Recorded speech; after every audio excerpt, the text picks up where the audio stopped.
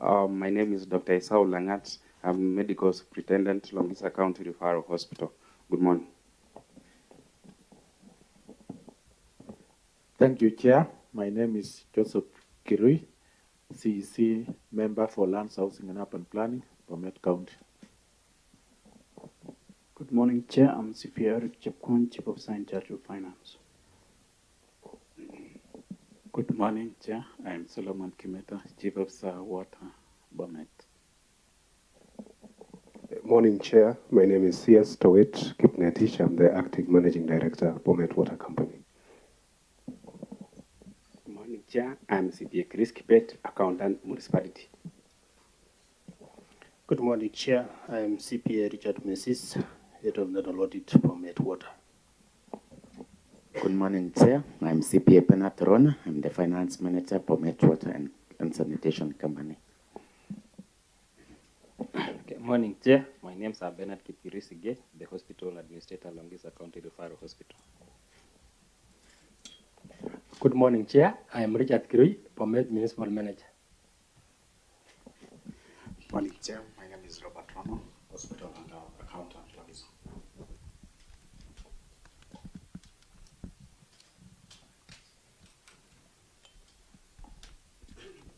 Everyone has been introduced. So, honorable members, those who are not here will be introduced as we move on. We now proceed to item number 3, which is administration of oath of witness and tabling of documents. And the governor, you will lead us in this, assisted by our clerk.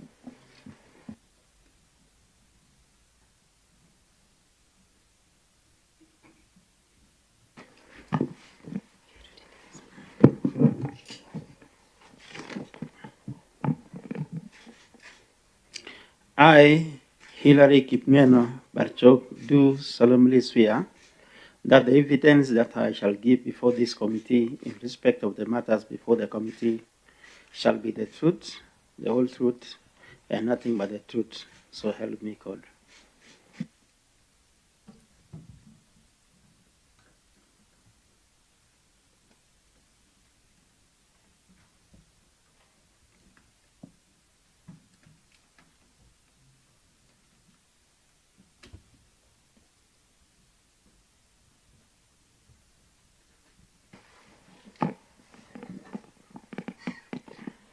Mr. Chairman, I hereby table the following documents before the committee. Management responses and accompanying annexures on 1. BOMET Water and Sewerage Company Limited for financial year 2023-2024. 2. BOMET 2023-2024. And lastly, we have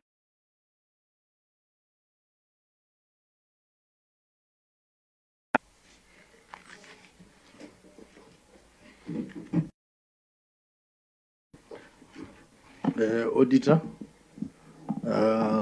maybe I want you to tell the committee on the status of the documents submitted to us, whether they have met the minimum threshold for consideration by this committee. Thank you, Chair. I confirm that the BOMET count submitted documents for BOMET Municipality on 10th March 2025. Longisa County Referral Hospital submitted their responses on 11th March 2025. Then BOMET Water and Sanitation Company Limited submitted their responses on 13th March 2025. And we have reviewed the documents. Equally, they meet the thresholds for proceeding the meeting. Thank you. Clerk? Chair, I confirm the Office of the Clerk received the documents within the set timelines. We were able to go through them and we are ready to proceed. Very well. Honorable members, we have 3 audit reports to consider. That is BOMET Water and Sewerage Company Limited, BOMET municipality, Sotik municipality. Do we have Sotik? Then you should have said we amend the agenda. Then Longisa County Referral Hospital for the financial year 2023-2024. So I think we are going to start with the municipality, BOMET municipality, and then we'll go to Longisa and finally BOMET water. So members, I hope you have BOMET municipality responses on your tables.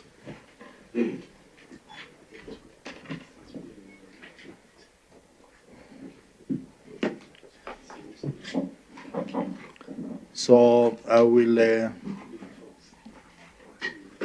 request the members who have just walked in to introduce themselves. Thank you, Chair. Sorry, I'm a bit late.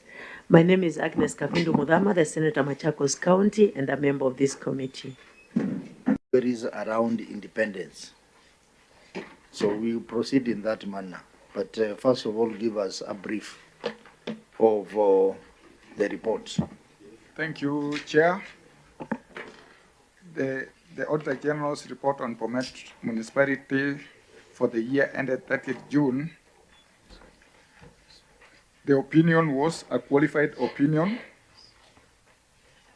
And maybe I can take you back to say that the report of the Auditor General is in three parts. The first part is on report on financial statements.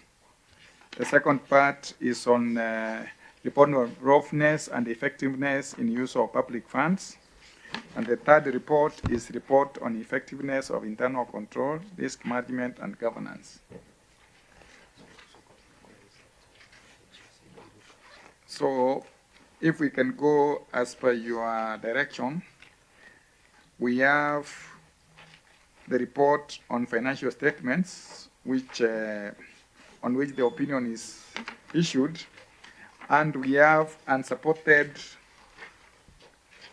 expenditure in the form of transfers from the county government and unsupported use of goods and services, which is paragraph 1 and 2, which are related because the transfers from the county government relates to the expenditure which was incurred by the county executive on behalf of the municipality. So the amount is the same if you can look at the figures. So I don't know whether I can proceed and read. Paragraph 1, unsupported transfers from the county government. The statement of financial performance reflects transfers from the county government amounting to 5,528,806 as further disclosed in Note 6 to the financial statements. The transfers relate to expenditure incurred by the county government of BOMET on behalf of the municipality. However, expenditure approval by the manager, expenditure returns, authority to incur expenditure, request for funds and transfer of funds approval from the county treasury indicating specific uses of the transfers were not provided for audit review. In the circumstances, the accuracy and completeness of transfers from the county government amounting to 5,528,806 could not be confirmed. I can proceed to number 2 because they are related. Unsupported use of goods and services. The statement of financial performance reflects use of goods and services amounting to 5,212,806. The amount includes domestic travel and subsistence, training expenses amounting to 3,682,700 and 1,432,800, respectively, as disclosed in Note 12 the financial statements, which was incurred in the form of interest.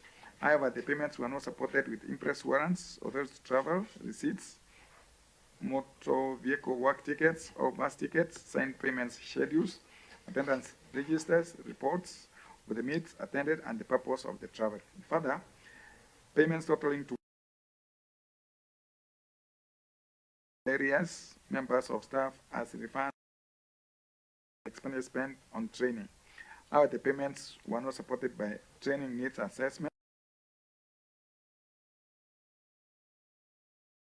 accuracy, completeness, and propriety of the use of goods and services amounting to 5,115,500 could not be confirmed. Thank you, Chair. So, His Excellency, Governor, you can read out the responses for the two queries. Thank you, Chair. Honorable Chair, during the year under review, the municipality did not receive any direct payments, and the Department of Lands, Housing, Urban and Planning on behalf of the municipality made the payments. The department has since provided the relevant supporting documents, including all the payment vouchers, which are attached as Annex 1 and 1A. The AIs were not provided for audit since there were no funds transferred or received. The request letters have been attached to the payment vouchers. On the second query,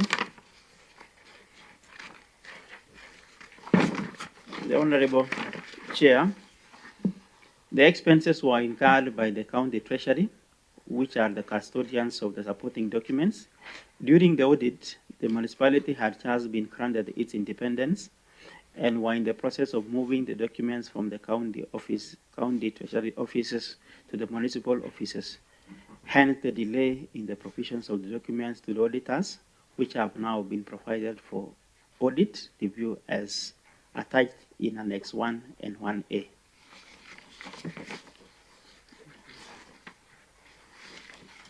Auditor, what is your comment on those two responses? Thank you, Chair. The documents were availed. The county have explained that they were held with the county executive. However, the question which can raise is maybe of the independence, where the county executive was incurring expenditure on behalf of the municipality. Thank you, Chair.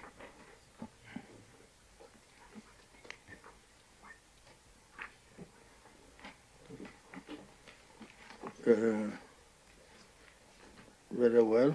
So, municipality manager. Is the municipality manager here? Yes. Maybe you should be given the mic by the sergeant at arms.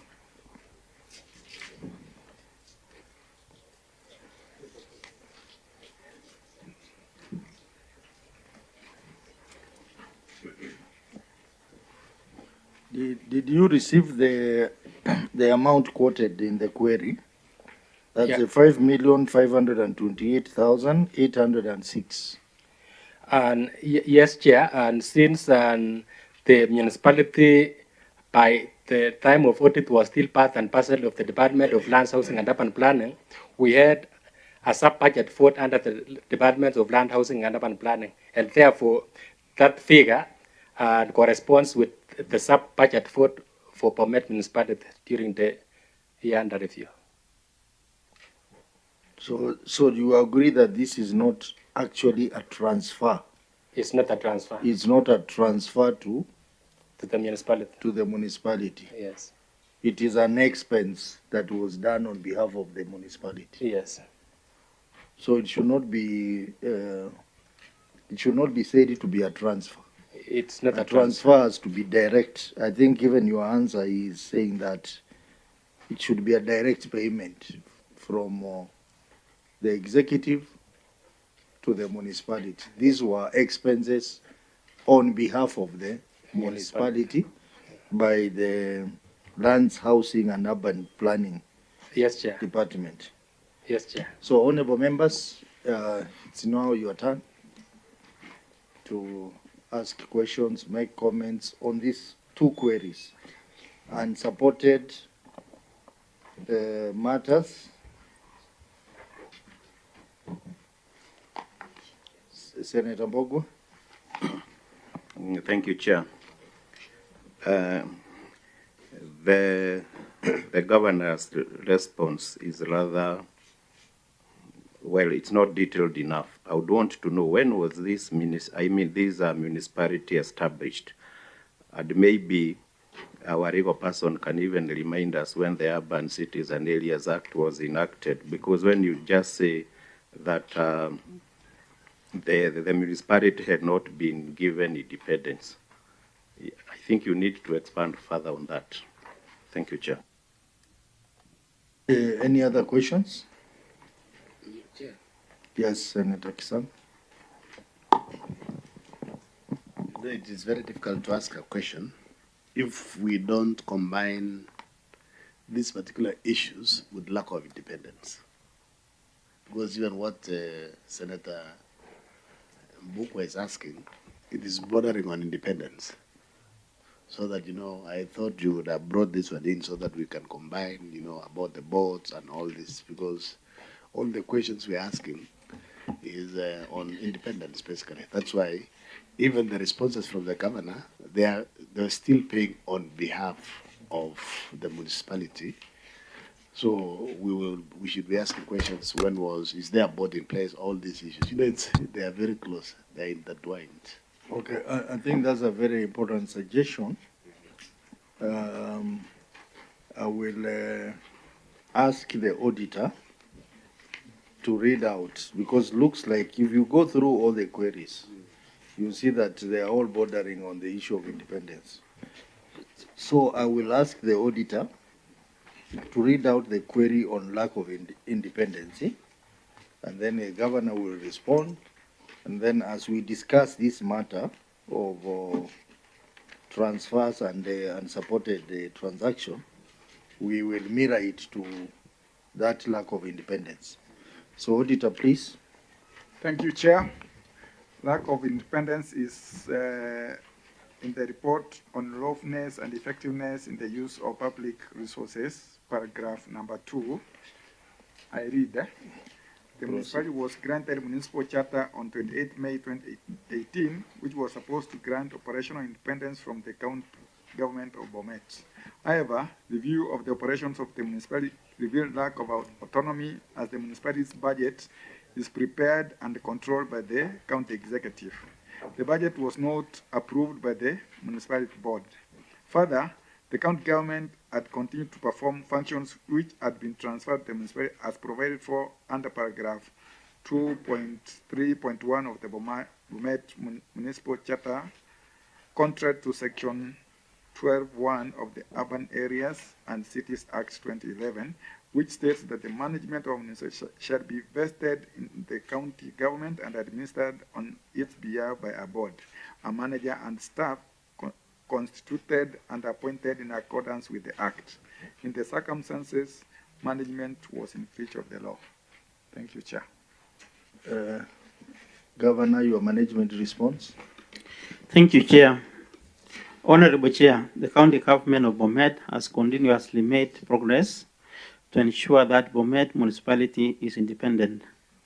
Functions have since been transferred to municipality. Kenya Cassette notice number 1280 of 2024. The BOMET County Public Service Board has seconded key staff to perform the transferred function effectively as from 1st July 2024. The county government has set up administrative offices for municipality. Enhancement of the municipal budget has also been carried out through the county fiscal strategy paper for the financial year 2025-2026. This has increased the budgeting ceiling for BOMET municipality. Further, the county government has made a request to the National Treasury to create a new independent fund for BOMET municipality. This will enable the municipality to carry out its financial transactions independently. The evidence of the progress is attached as Annex 4. Auditor, your comments on that particular response.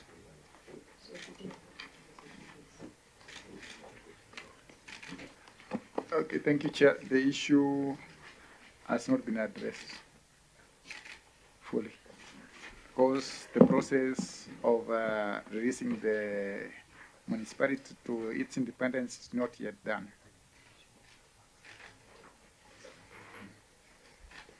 Yeah, but have you looked at the Gazette notice on the gazettement of this?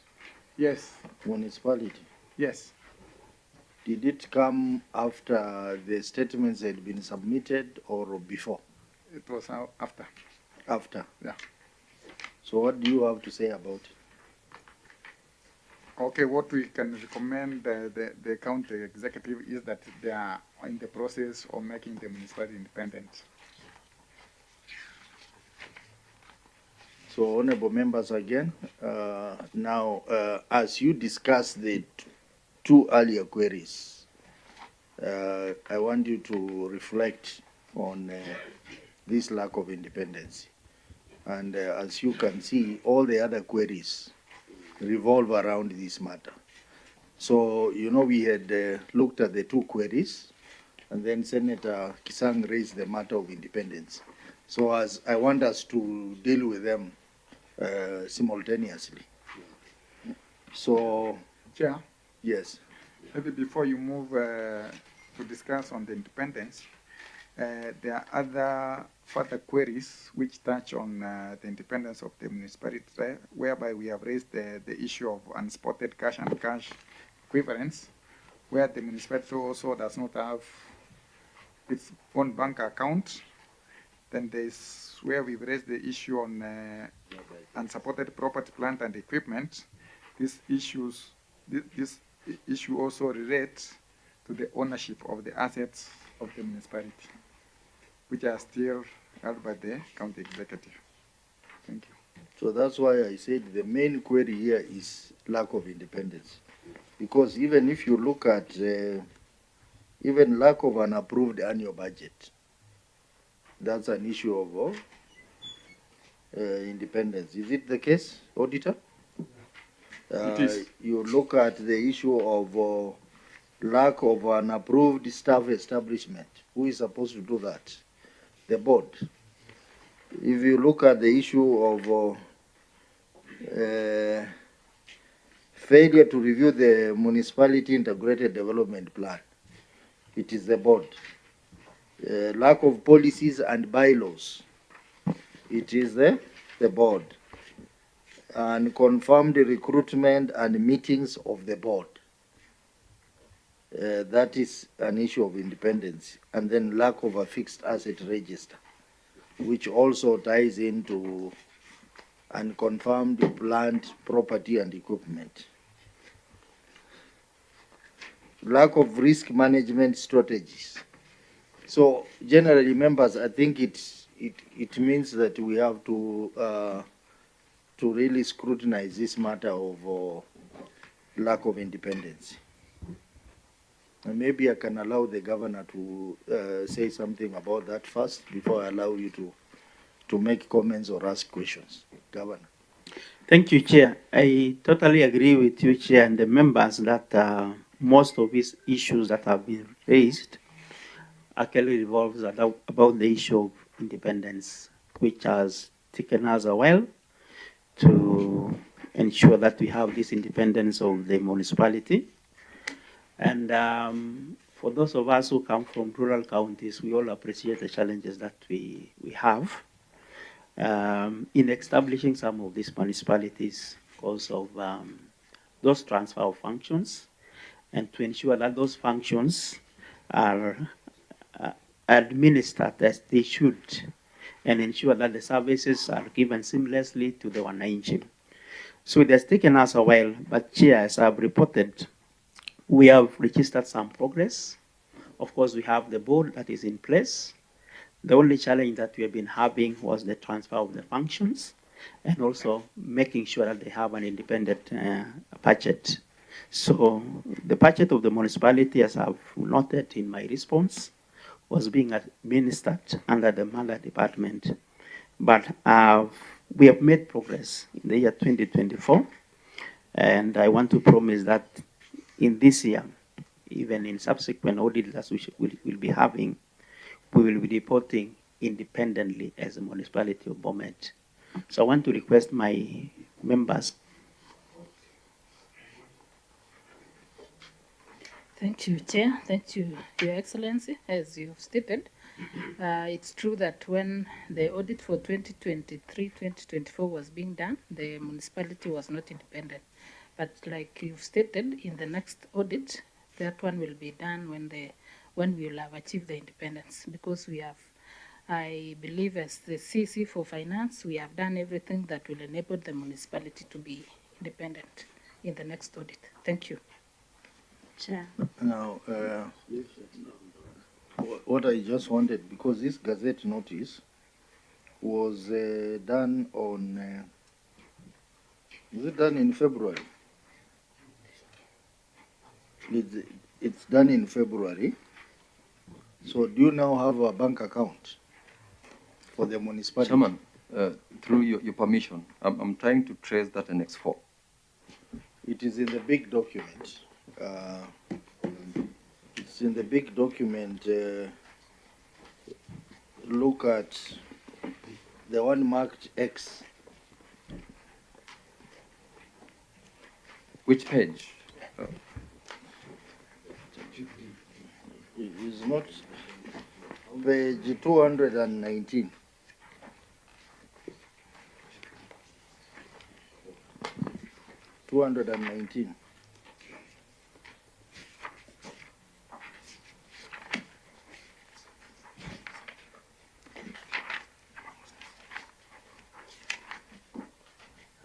Thank you. Got it.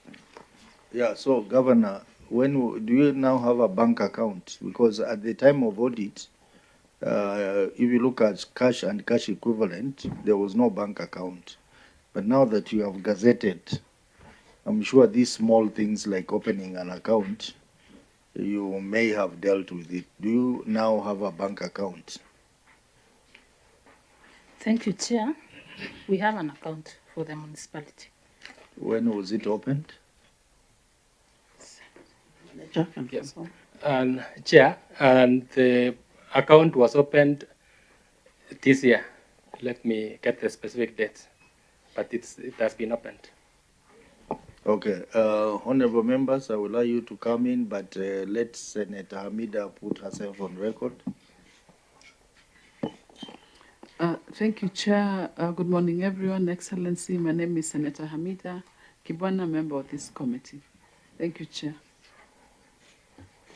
Okay, Senator Chimero.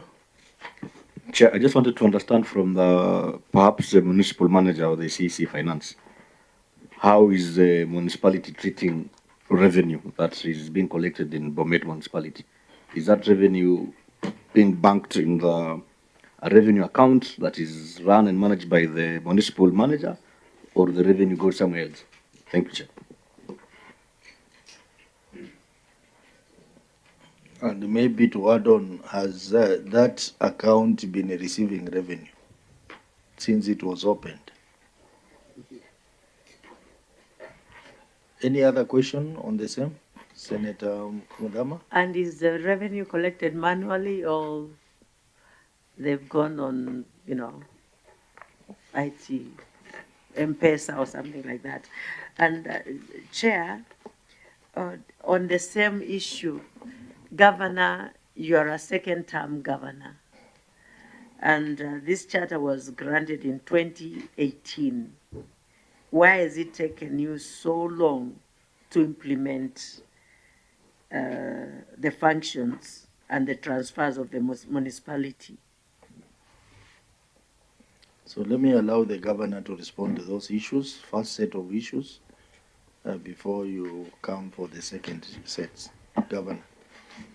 So I will let my team to answer some of these queries, but I just wanted to respond to Senator Alice. And I think I'd mentioned, Agnes, sorry. Agnes. Yeah. Yes.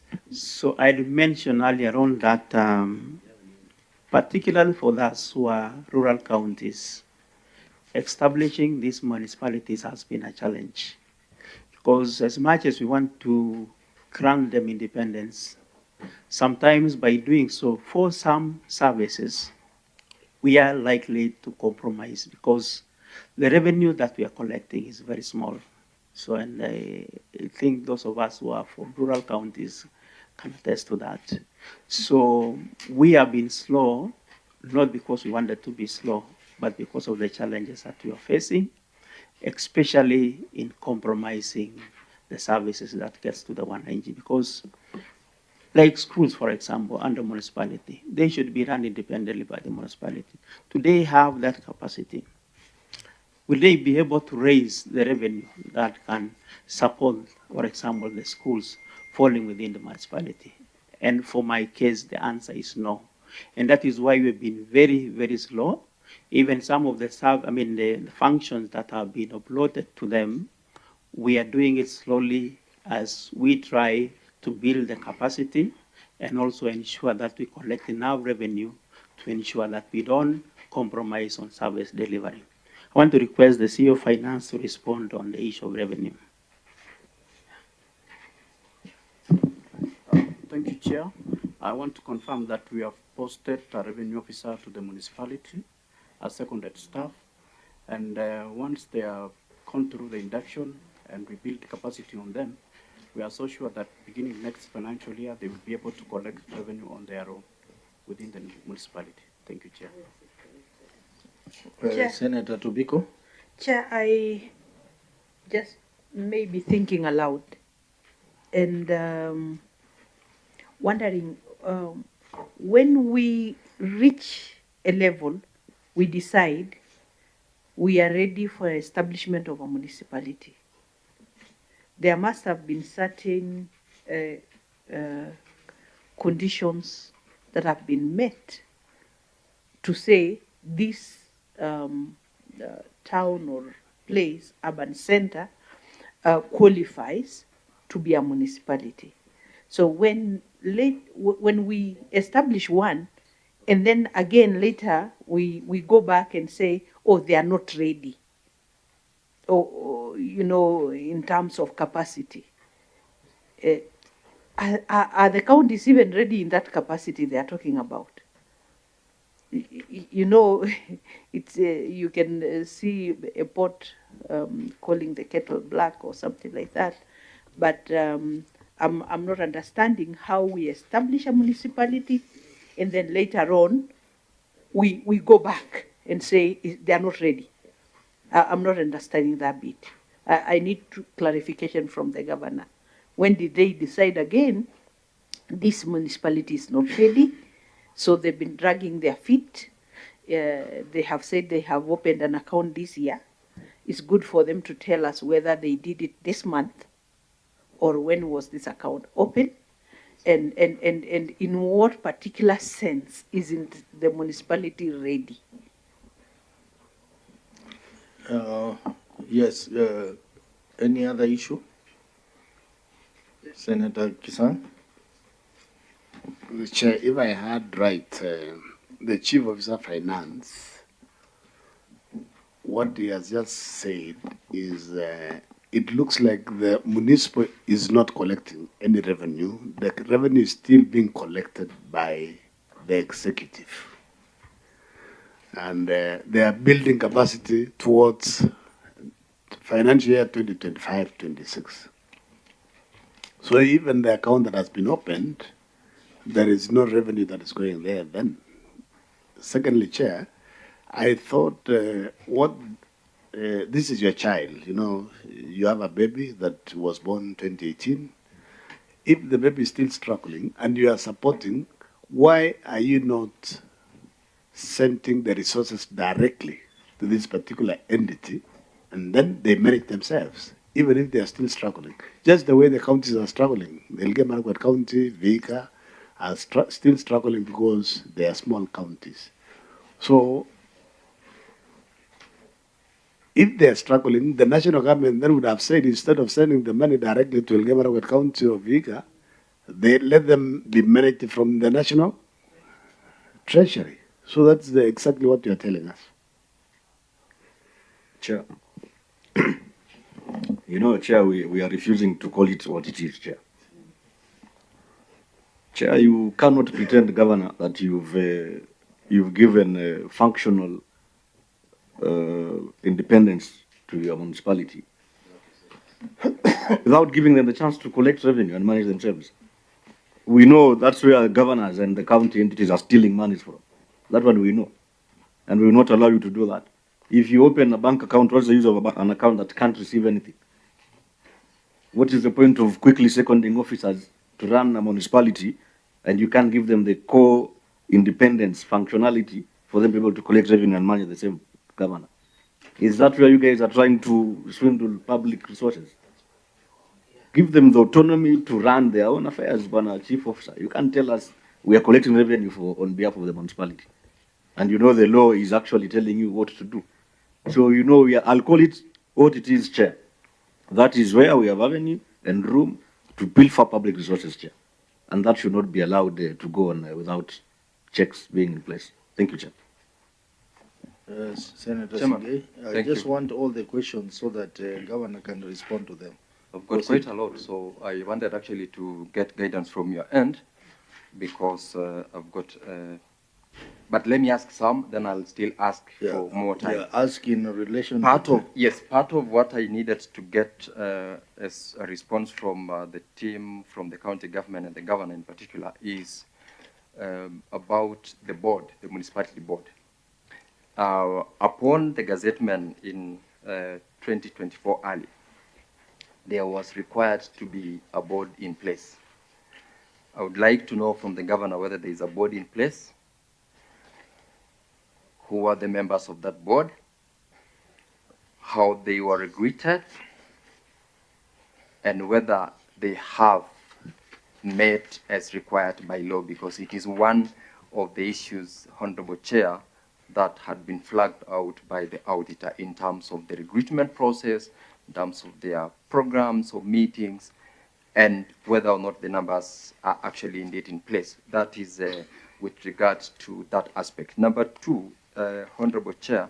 Before you go to number two, just to guide, I think you are making reference to the query number 7, which is on confirmed recruitment and meetings of the municipality board, which raises the same issues you are raising. Yes. So maybe, Governor, as you answer, you will also address that in that context. Proceed. I go to number 2. Yes. This is with regard to the account. That question has already been asked by honorable senators here. Well, I hope we will get the answers to whether there is an account, when it was opened, and where is it domiciled, whether it's in CBK or in the local banks, how many are they. That is also, I'll probably give a guide if they were to take note of what they are disclosed in Note 19. Okay, so thank you, Chair, for now. Yeah. I wanted to put context to those questions because it came from the members. I know we still have got additional questions, and I will request that you still will allow me time. Okay. So maybe, Governor, you can respond to those questions. Thank you, Chair. We'll be supported by my members, but I want to start, probably I will combine the one for Senator Kisang and Senator Chimera. Chair, we are willing to comply with what the law says, and the municipality must be independent. But we must remain alive to the challenges that we have. Of course, we have opened an account, and I've given my word to you that in the next audit report that will be tabled probably before this committee, we'll be reporting when the municipality is independent, because we have put all the measures in place to ensure that this municipality is independent. We cannot open an account and fail to put money in that account, either through revenue that is collected directly or through the support of our treasury. Because this municipality will not be able to stand on its own unless we support. Because I was just trying to calculate, even if we were to collect from BOMET, because I would say, municipality of the headquarters, how many centers do we have? Very few. Celebrate, BOMET, Merigi, and maybe Longisa. And our senator can tell us how many shops we have in those centers, very few of them. So, Senator Chimera, through the chair, we are willing. It's not that we don't want to grant independence to this municipality, but it is work in progress as we monitor. And that does not mean we went into this without thinking or unprepared. But there are things that you have to start so that it can challenge you to put the necessary structures in place. Of course, we met all the criteria to have BOMET municipality as a municipality. There was some criteria that was supposed to be met, and we did exactly that, including the population and so forth. But other things, the details now that we are discussing, is what we are working on and trying to rectify, building the capacity. And probably the main issue that we have is the financing of this municipality. And that is why we have been so slow, as I mentioned earlier on, so that we don't compromise on the services. So I will request my team, maybe starting with the CEO of Finance, and then we have the municipality manager responding to these issues. And if there are other supplementary questions, we'll also respond. Chair, before he hands over to his team to answer, just a follow-up question on what he has just answered. This account which was opened, does the municipality run it or the executive runs it for them? This is independent, it belongs to the municipality. Signatories are who on that account? And Chair, the signatories of the account are the municipal manager and municipal finance officer, and we also have a municipal engineer. And for the account, it was, as I said, it was opened in January this year, and maybe, and was it finance? Yeah, it was opened in January. And yeah, it was opened in January this year, and therefore funds are yet now to be transferred to that account. No, but you are supposed to be receiving revenue on daily basis. Chair, what is he operating in that account if no funds has been transferred in that account yet? What is the meaning of the account, opening the account? And who is the, that is why I've asked, who operates this account? Is it the executive? Is it the municipality? I want that answer. And maybe, Chairman, so that we also get, I believe these questions are asked for a reason. You've been told that this account was opened this year, in January. There is a question that members and I included have asked as to, where is this account domiciled? I mean, an account has got specifics. If it's not there, it's so simple, it's not there. If it's there, it is in KCB Bank, account XYZ. The signatories or the mandate is by the municipal manager by the name XY, by the municipal engineer by the name XY. Those are the details which I believe would even guide the auditor when he is conducting his inquiry, because he will be able to establish whether the question by Senator Kabindu is answered by the fact that this account is not operated or managed by the executive, rather it is independent. Without those details, we're just doing a baraza here, which I don't think honorable members had time to come and do this. I expect information that is coming, answers to the questions, not generalized conversations here. In fact, honorable members, if you look at query number 4, there are actually 5 bank accounts. It's not yes, one. that is actually note 19, and that is where I wanted them to respond, because they don't seem to know that they have got 5 accounts. From what they are telling us, they have got 1 account. Note number 19 has got 5 accounts. So, Chair. Yes, Senator Amida.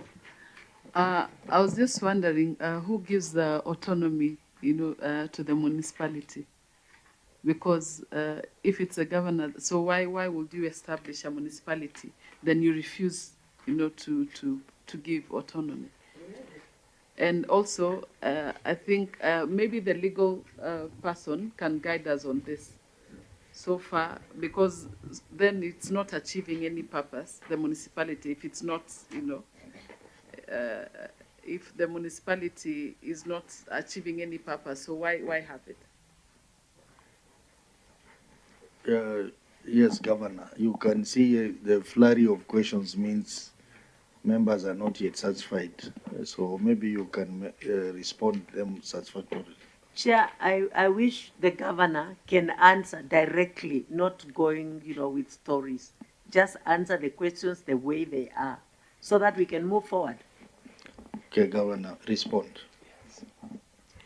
Chair, thank you very much. One, I've confirmed to this committee that I have not refused to grant autonomy to the municipality. But I mentioned to you, Chair, that I'm alive to the challenges that we are facing. And that is why we have been very slow. But we have registered a lot of progress, including offloading functions to them. And we have staff. There are things that we have not been able to do. One is to allow them to collect revenue. We are still collecting centrally. And the reason why we are doing that is because they will rely on our treasury 99.9% in terms of the funding for these functions that you've given to them. So, but Chair, I want to commit that in the next audit, of course, there are issues that you have raised. I want to admit that there are things that you have not done very well, but we are correcting, Chair, to ensure that we have an independent municipality, as much as they will not be independent in terms of the funding, but in terms of the functions that have been assigned to municipality, I want to commit that we'll do that 100%. So maybe for the issue of accounts, still municipality manager can respond to that. Yes, thank you, Chair. And we have indicated 5 bank accounts which we have there. I can inform you, Chair, that all the 5 bank accounts are for the conditional grants. And we had a grant called Kenya Up and Support Program. And we opened an account for the first program, which was called Urban Development Grant. We also have another account for Urban Institutional Grant. And then we also have another account, which is retention account. Those are in the commercial bank accounts. And now we also had 2 accounts in the CPK. So all the 2 accounts, UDG and UIG, are held at the Equity Bank, BOMET branch. And then retention account is also held, that's the third one is held at Equity Bank, BOMET branch. And then 2 others are held at the central, at the CPK.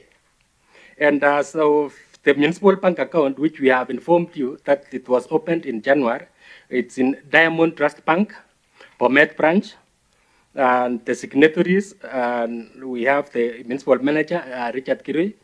Second signatory, we have Christopher Kipet, who is the finance officer for the municipality. And the third one is Kemoy Ngeno, who is the municipal engineer. Thank you, sir. Chair, I'd requested the legal person to guide us whether there are some provisions of the law that allows them to do away with the municipality. What do you mean to do away? With the municipality, because Yeah. I mean, so far we haven't heard from him. Let him give us, let him guide us. Okay, maybe you can read, is it section 20? Chair, maybe Section 20 of the Urban Areas and Cities Act. Yeah. Actually, the law, Governor, under the Urban Areas and Cities Act, require that municipalities must have managerial, financial, and operational independence. So that's why you see members are struggling with that. Proceed, legal. Okay. Through you, Chair, with your kind permission, maybe let me begin with section 9 on the conferment of a municipal status. There were issues on the criteria on what should be achieved.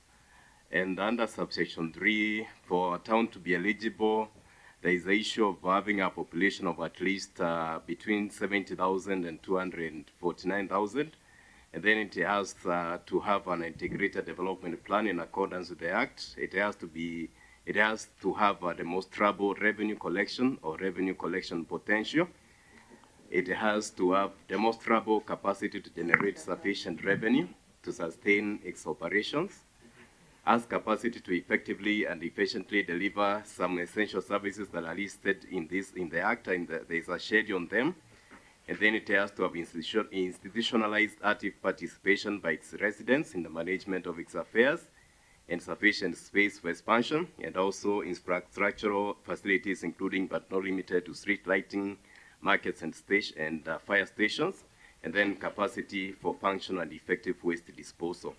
And then there is a provision on subsection 4 that, notwithstanding the provisions of subsection 1, the county governor shall confer status of special municipality to the headquarters of the county, even where it does not meet the threshold specified under the section 3A that you have listed on earlier on, through chair. And then under section 20. Very well. At that point, the section you just read, Governor, you know, you started by saying that those rural municipalities are too small to be on their own. But now the league officers has just read out the requirement for a municipality, which clearly indicates that it must meet some threshold to be a municipality. So if it doesn't meet a threshold, then it doesn't become a municipality. So you see, the issue you had raised about the capacities of this municipality, then it's not a major issue, because the law in itself has criteria for an area being declared a municipality. So if it meets that criteria, then it becomes a municipality, and therefore it is assumed to have the necessary capacities to run independently. Yes. Yes, Chair. There is something that he has read, and I want to request that he calls back exception. There's some line. Can you read that again? Notwithstanding something.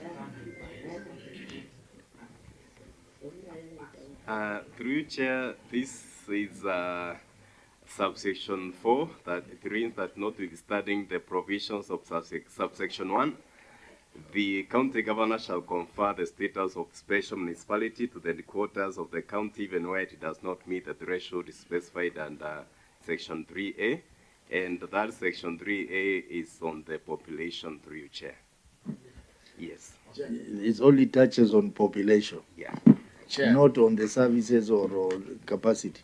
Yes, Chair. And still, that will be my savior, because I've mentioned that we are a rural county. And as much as we have widened the area to capture some senders, we still have challenges when it comes to revenue collection. Chair. And maybe I wanted to find out from the governor. I think there is some. Can we then? Are you saying, which I can also ask in the future to my governor, are you willing, if a petition can be brought by one of your residents through the county assembly, then to using section 9 of the Urban and Cities Act to downgrade the municipality then to so that you don't have it. Are you willing that it can be petitioned and we downgrade? Not yours alone, the small ones that are struggling. Chair, thank you very much. Senator Kisang has raised that I want to say is a valid question, but you must appreciate what you have done, Chair. Yeah, we are struggling, and we have demonstrated that we are willing to comply with all the conditions and to give independence to this municipality. And we've provided evidence to that effect that we have made a lot of progress and have committed. Maybe that question can be raised in the next appearance in this committee, because based on what we have done and the progress that we've been able to register, personally, I'm very confident that we will be able to achieve what we want for ourselves and for our municipality. Governor, before I allow him to go and read another section, you know, we need to be, you know, as the senators, we are defenders of devolution. And Article 96 of the Constitution. And you know, we have sat here listening to most counties. They have the same problem of not giving independence to municipalities.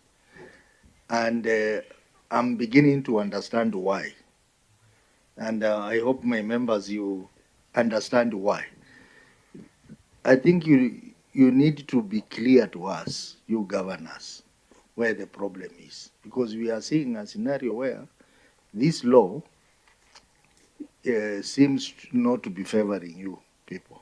It is taking away some of your authority to give it to the board and the managers. And you are resisting silently.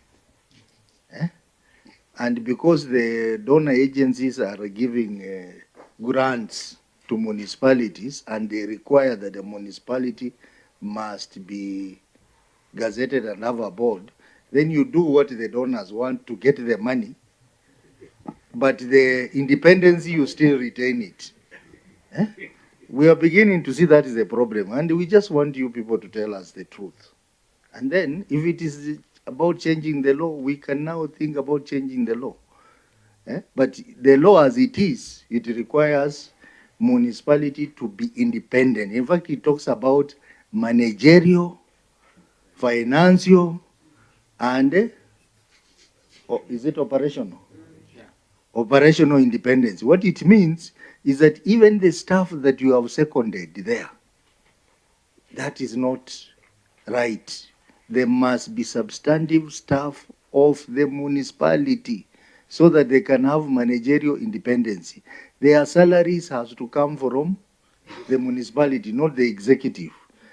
The operational, it means they must run the operation in an autonomous manner.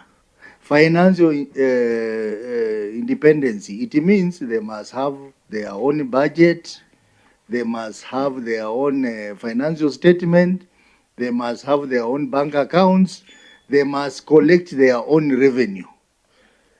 So I understand, we are a human here and we are leaders. We understand maybe that is where the problem is. But you people, when you come before us, you don't want to tell us this truth. That we think that this law is unfavorable, is taking away our powers. If you tell us that, then we will, as lawmakers, we will see what to do about it. Rather than just gazetting the board. In fact, some counties, the board has never met. It has been gazetted, but it has never met. It is there on paper, but it's not functional. So, but you find grants are coming in from World Bank and from wherever. So I think moving forward, members, I think we just need to be very clear with the governors on what is the real problem with this. Because I'm seeing that there is something we are hiding from each other. There is, Chair, because even Section 9, I think imembana tu, imemshikilia kabisa, na bado hataki kutoka hapo, Governor. Section 9 from the council that he has read, isn't it? Yeah, so it has really, I don't know, Governor. As much as you know, una gonga kidogo, but I feel strongly. And we are coming to the hospitals is the same thing. And Chair, this also makes it very difficult even for the auditors to be able to audit the municipality. It makes it also difficult for us to be able to come to conclusions on these matters. So something needs to be done, and they need to come out and tell us the truth. And I know Governor has been very truthful. I remember one time you talked about this matter of CBC, and you are very truthful. Chair, I wanted to say something. Chair, you know, this is a good debate. So at least we are talking to a professor. This is a very good debate. And Chair, it looks like we are not moving. We are just discussing the same issue. And the governor opened the account in January, and no resources have been put to that account because from what the accountant said, he's waiting for the CEC finance maybe to transfer some resources. So it means even the audit for 2024-25, we will have the same issues because it's not yet independent. The independence is likely to be the audited accounts for 2025-2026, not the current financial year. Chair, so that we also make progress, I was thinking maybe we just ask the governor, how much time does it need to ensure this municipal is completely independent, or we propose the petition to downgrade it so that we also move on. Otherwise, we are unlikely to move, Chair. I want to agree because every other query here, it still faces that one single query of independence, including what Senator Sige has raised about the board. If you look at it, it tells you that it actually tells you the board is not functional because you cannot confirm the meetings have taken place and all that. The issue of asset management, so many things here. So Senator Sige, you can raise all your issues. Yes, Chairman, just to guide what Senator Kisang has said is what was ringing in my mind in terms of progress as to the responses that we are getting, because it will guide us also in additional inquiries. We've gone round. You've just made reference to the aspect on the boards. I would be very happy to get a confirmation from the governor whether these boards are in place, or rather to answer that question surrounding the aspect on the boards. Because with that, I will be able to direct myself to the Gazette notice of 23rd of January 2024. Today, we are in the month of March 2025. So we have done a cycle, a whole year. And among the things, Chairman, this Gazette notice reflects, signed by Hilary Bachok, Professor, Governor of BOMET County on 23rd of January 2024, reads, you will allow me because this is very important. It is notified for general information to the public that pursuant to Article 184 of the Constitution 2010, as read with Section 20, which we've been taken through by our legal team of Urban Areas and Cities Act 2011, as was amended in 2019, and the BOMET Municipality Charter of 2018, the county government of BOMET has transferred the following initial functions currently performed by respective county government departments to the BOMET municipality with effect from 1st February 2024. That is the statement that is signed off in the Gazette notice. He set out item number 1 to item number 13. Of interest is item number 1 to me and item number 10. Chairman, remember the concern that the governor has raised here is because of resources. When you look at the functions transferred under item number 10, functions transferred to BOMET municipality included collecting rates, tax levies, duties, fees, and surcharges on fees, including parking fees, bus parking. Actually, the items are 18.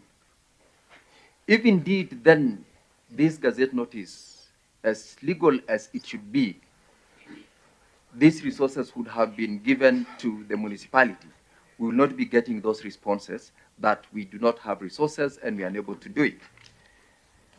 I would like to know from the governor, because this is the first function he's also transferred, solid waste management, dump site management, maintenance of general cleanliness, and enforcement on laws on waste management. If we were to get those specific responses, for instance, we will then be able to know the problem is not resources, but the problem is the desire to hold on to these functions. And if that board was really set up and operational, these functions would have happened. If it was not, why? Chairman, if we get those answers, it will give us some direction as to the rest of the questions as regards the independence of the municipality and the board and the county executive. I think I'll allow honorable members, you will agree that we have raised quite a number of issues around independence, and they have been summed up by Senator Sigei. So let me allow the governor to respond, and then we make progress, because we have 2 other reports that we need to look at, and time is not on our side. Thank you very much, Chairman. And I want to appreciate what you've said and also what Senator Kisang has said. I think I have to acknowledge so that we don't waste a lot of time. We have a problem. We've not been able to fully grant this municipality the independence as prescribed by the law. And I've made a commitment. And even what my senator has read is that demonstration of the willingness. And if I was to respond to the specific issues within that cassette notice, there are issues that we are yet to do that is independent of, that is not a mandate of the municipality, like valuation role, for example, which has been stuck with our assembly for a while. So they will not be able to collect rates as much as we have given them that function. There is something that we have to complete. Finalize with the valuation role, and then probably allow them to move on with the collection of the rates. So there are also other challenges that I don't want to raise because it will also raise other issues here that are known to me and to my people. But I want to commit, Chairman, that we have an issue before us, and not running away from the responsibility. I'm not saying we are doing very well, and that is why I've mentioned that most of these things have been work in progress. We have opened an account. We have been having challenges of disbursement. And I want to say that in the next few weeks, if we receive disbursement this week or next week, there will be something in their account, in the municipality account. And I have also made a promise to this committee, Chairman, that next time when we are appearing, before we raise the issue that Senator Kisang has said, I must report something that is positive, that we have been able to do as the county government of BOMET as far as independent of this municipality is concerned. Otherwise, we have an issue. We may discuss from morning to evening, but it still come down to the same issue, granting independence to the municipality. Yeah, Governor, you have said that you are going to do something, but I think we work with the timelines, considering that we are about to process the 2020, is it 2024, 2025? 25? Huh? No, I'm talking about the audit report. The 24-25 financial statements, which are supposed to be submitted when? In September. So if August, August 31st, so you have barely 4 months. Are all these things that you are promising going to be done in 4 months so that we don't face the same queries in 2024, 2025? Thank you, Chairman. I don't need 4 months. Give me at most 2 months. 2 months. Be able to do that, yes. We will be here. We give you until end of June, end of the financial year. June, 30th June. Thank you, Chair. Okay. So, honorable members, that brings us to the end of the municipality. Chairman, before you close, yes. I know you've given directions. I appreciate that. There's a question which is of critical importance to me as a senator for Bomet County, Proceed. and including your members. This is as regards the composition of the board, because that will actually be the beginning of the ability of governor to institutionalize the independence of the municipal board. So, Governor, can you specifically... Are members of the board. Can you respond to the query? A query that says 6 board members, it could not be confirmed how they were recruited because the documents were not provided. And if possible, Chairman, to get us also the names. Give us the names.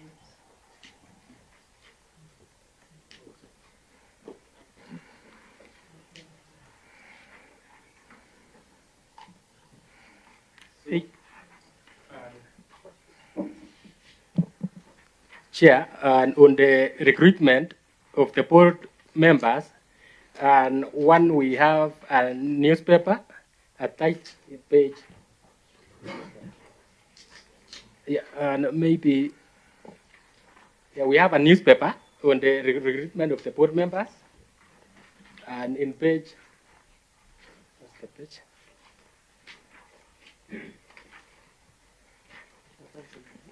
Yeah, that part. Yes, 411. Annex 8. Yeah, on Annex 8.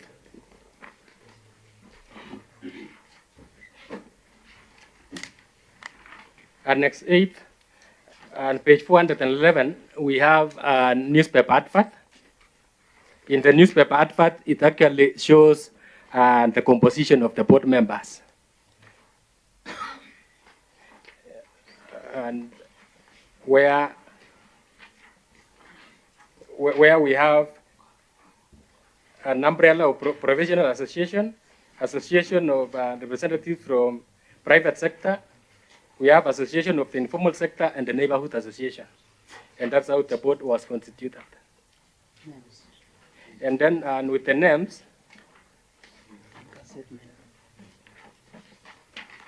names as per the cassette notice.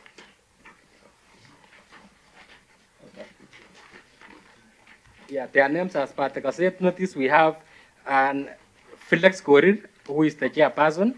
We have Jerono Koskei, the vice chair, and we have Joseph Langat. We have David Kipkona Dentoit. We have Flavian Kemoy Kwendujwa. We have Charlotte Chelangat, and we have John Arotich. So in total, there are 7 members, not 6. And yeah. Yeah, but that's as far as the appointment was concerned. What the query was asking, there are no evidence of recruitment documents, how they were recruited. That's what the query was talking about. Because the law requires that the process be competitive.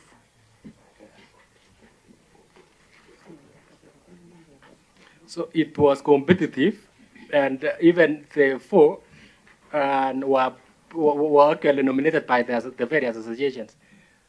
Like the informal sector, they nominated 1 for appointment by the governor. Likewise to the 4 which I have mentioned. Yeah, but you see now you have given the gazette, the newspaper advert, which is fine. But what the query is asking, where are the recruitment documents? For example, if the sectors giving you the names, they must recruit and tell you this is a procedure of arriving at this particular individual. Those documents have not been provided. That's what the auditor was asking.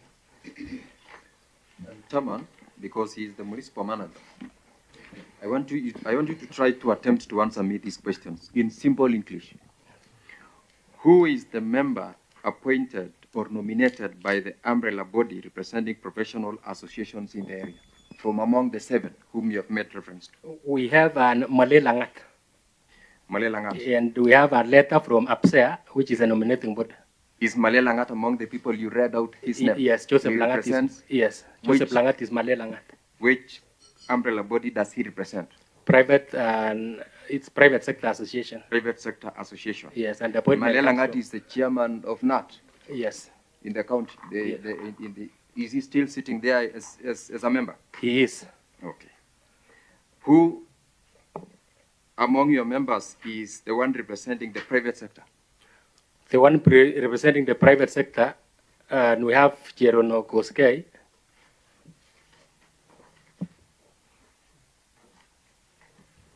How about those in the informal sector in the area? Informal sector, we have an John Narotich. Then neighborhood associations? Neighborhood association, we have Levi and Kenduyu. What are these associations? It's an association where we have, in BOMET, we have specifically 3 neighborhoods. We have Kapwen, and we have Silipwet, and we have BOMET.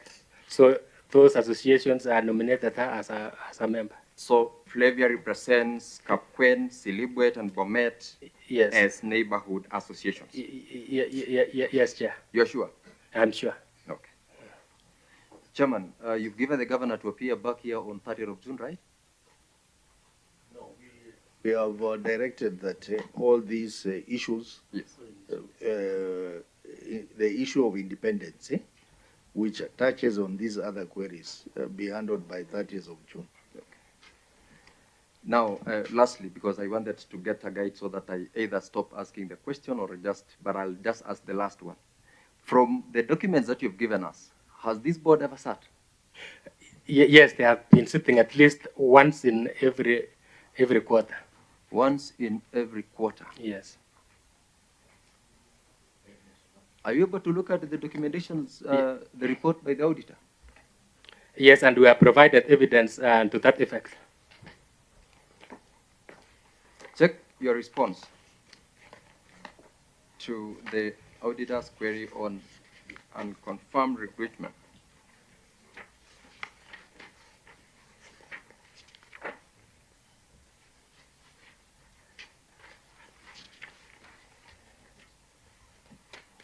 It's at page 12.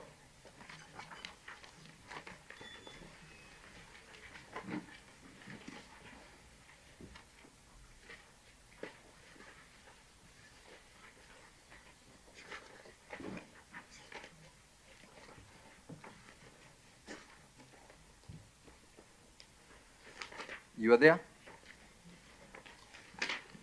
Page 12, yes. Page 12 or 15? Yes. The auditor says, further, in paragraph 2, management did not provide work plans and minutes as proof that the board met and executed its mandate as required by Section 23, subsection 1 of the Urban Areas and Cities Act 2011, which requires the board to meet at least once in every 3 months.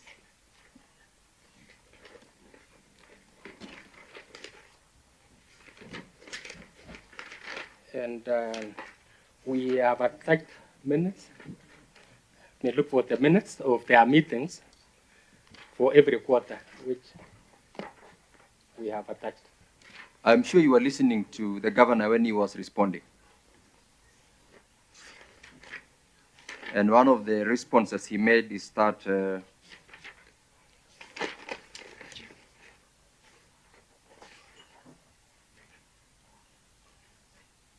I want us to speak to one document. I know you're still looking for the document.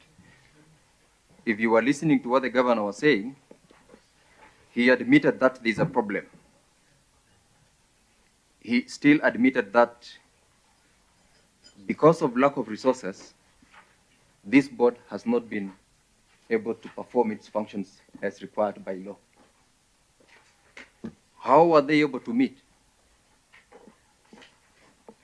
If, as at the time of the audit, you were unable to provide documents to support the auditor's query.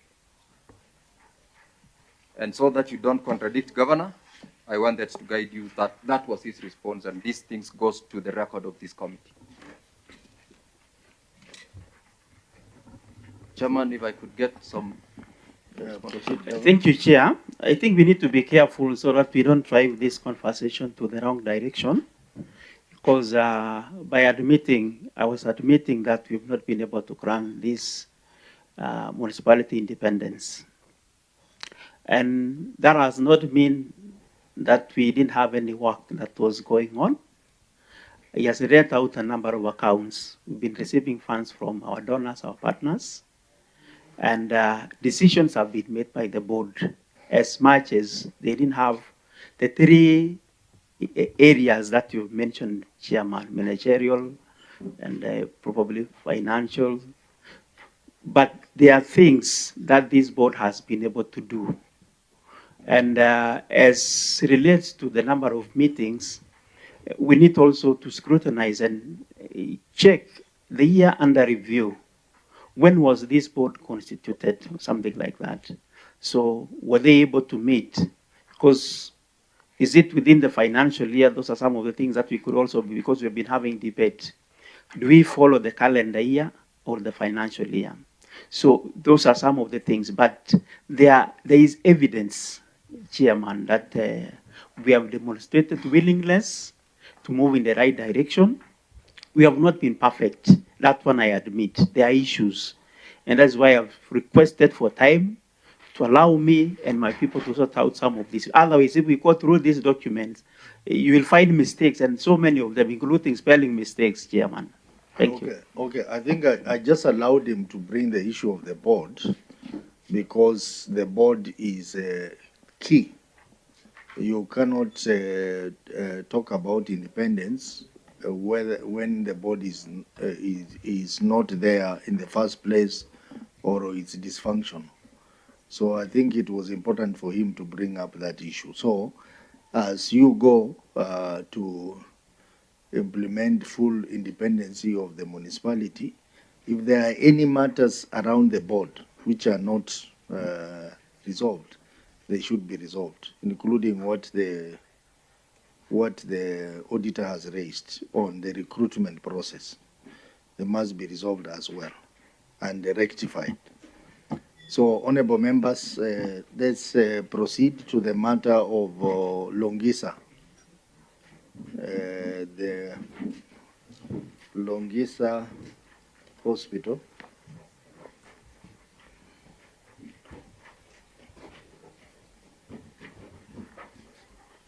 So the staff, you can arrange yourself appropriately.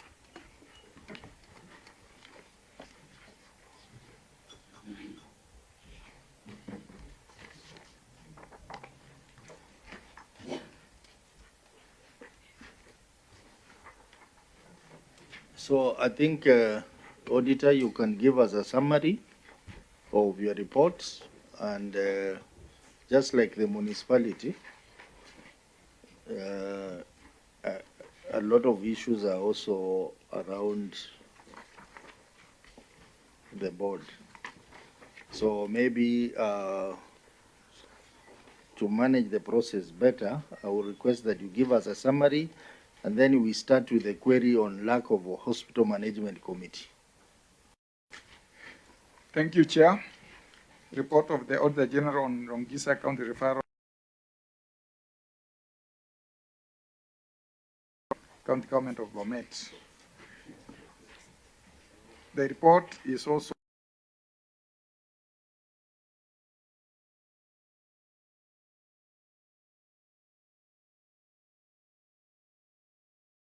the use of public resources and a report on effectiveness of internal controls, risk management, and governance.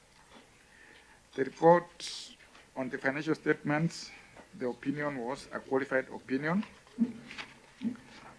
and it includes inaccuracies in the financial statements, and then there are issues of non-disclosure of receivables. Then we have on roughness, we have lack of approved annual budgets. We have irregular engagement of casual employees. Then there's the service delivery gaps. Then there's lack of hospital management committee. Then there's failure to dispose unserviceable assets. Then lastly, we have expired medical supplies.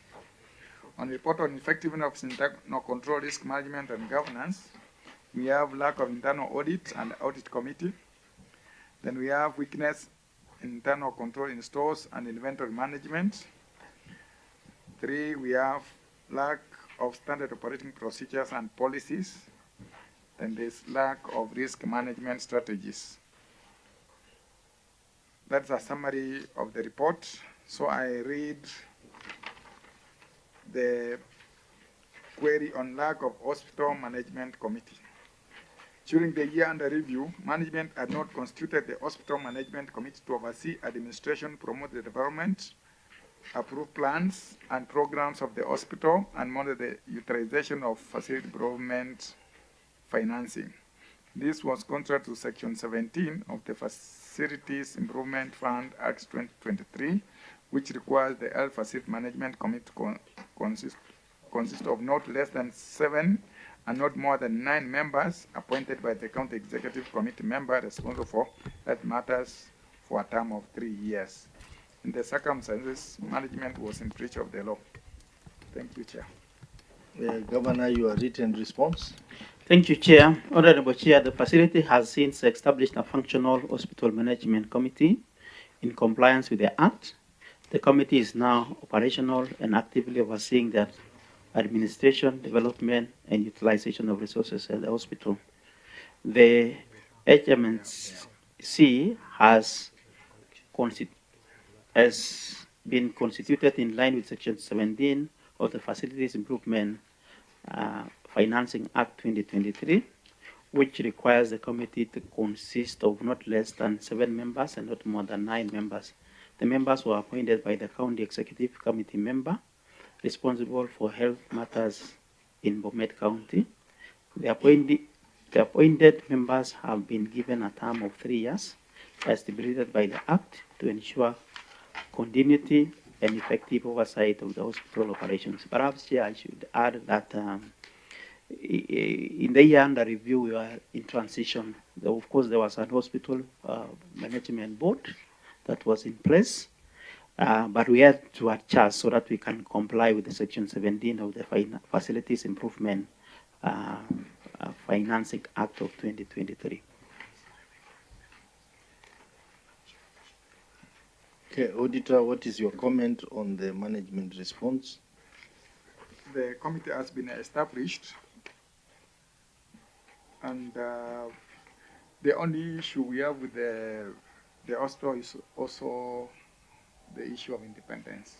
Still, the hospital is not operating independently. Please repeat that, I didn't get it. Okay. The hospital committee has been appointed. However, the operations of the hospital are also not independent from the county executive.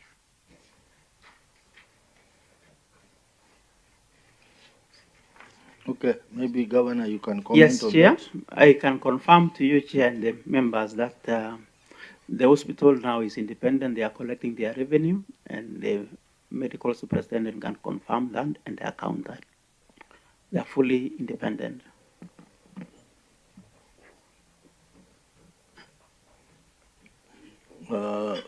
What about the functioning of the committee? Is there any evidence that they are functioning, like maybe minutes of their meeting? Anything to confirm that they are functioning? Thank you, Honorable Chair.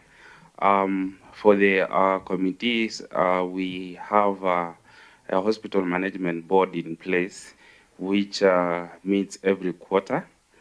The last meeting we had in December, and we are due to have another one in actually next week for the management board. Thank you. Chair. But in your response to this query, you didn't indicate the minutes for the meeting. Just to confirm that the body is there working. Okay, we submitted, Honorable Chair, we submitted the appointment letters based on the query of the lack of management committee. Chair, related to what you're asking. Yes. Two questions in one. You stated that you have already appointed the committee. What caused the delay in the appointment? Two, how did you handle the transition? Because you indicated there was a management board, then you transited to now appointment. How was the transition handled? Thank you.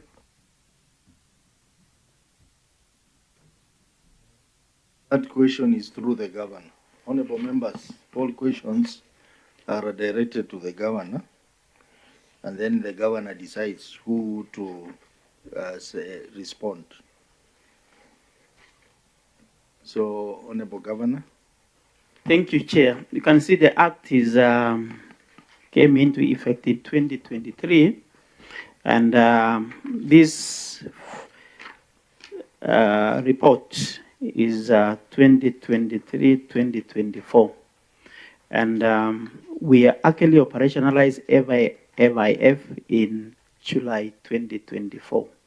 So, of course, when the Act came into place, there were those few months for transition, of course, getting and constituting the committee, which we have reported to you, Chair, and members, that is now in place. Maybe the only challenge is that we didn't provide evidence that they are actually in charge based on maybe meetings that they've been able to hold, and also evidence of minutes. But I can assure you, Chair, I'm very confident about this because I've also been following keenly that it is fully operational and we have complied with the prescriptions that we have in the Act, FIF Act 2023. Members? Chair, the reason why I'm asking about transition process, were there resources or finances involved? If there were money that was held in the first management, how was it handled transiting now to the committee? Chairman, and before then, before we operationalized this Act, revenue collection was done centrally, although the facility was collecting on behalf of us, but they were swept into one revenue account. So, and of course, records are there because it's a government. So I don't see any gaps when it comes to transition unless the MedSoup can confirm that there were issues, because we normally keep records. So when you transition, at least like when we moved from NHIF to SHA, if there were any outstanding liabilities, then it has to be handled by the new authority. Similarly, if there were any liabilities, then it transits directly to the new management board. Honorable Chair, I can confirm that there were no difficulties during the transition period, and it was smooth. Thank you. The issue of the Hospital Management Committee. Yes, Chairman. Yes, proceed. Thank you.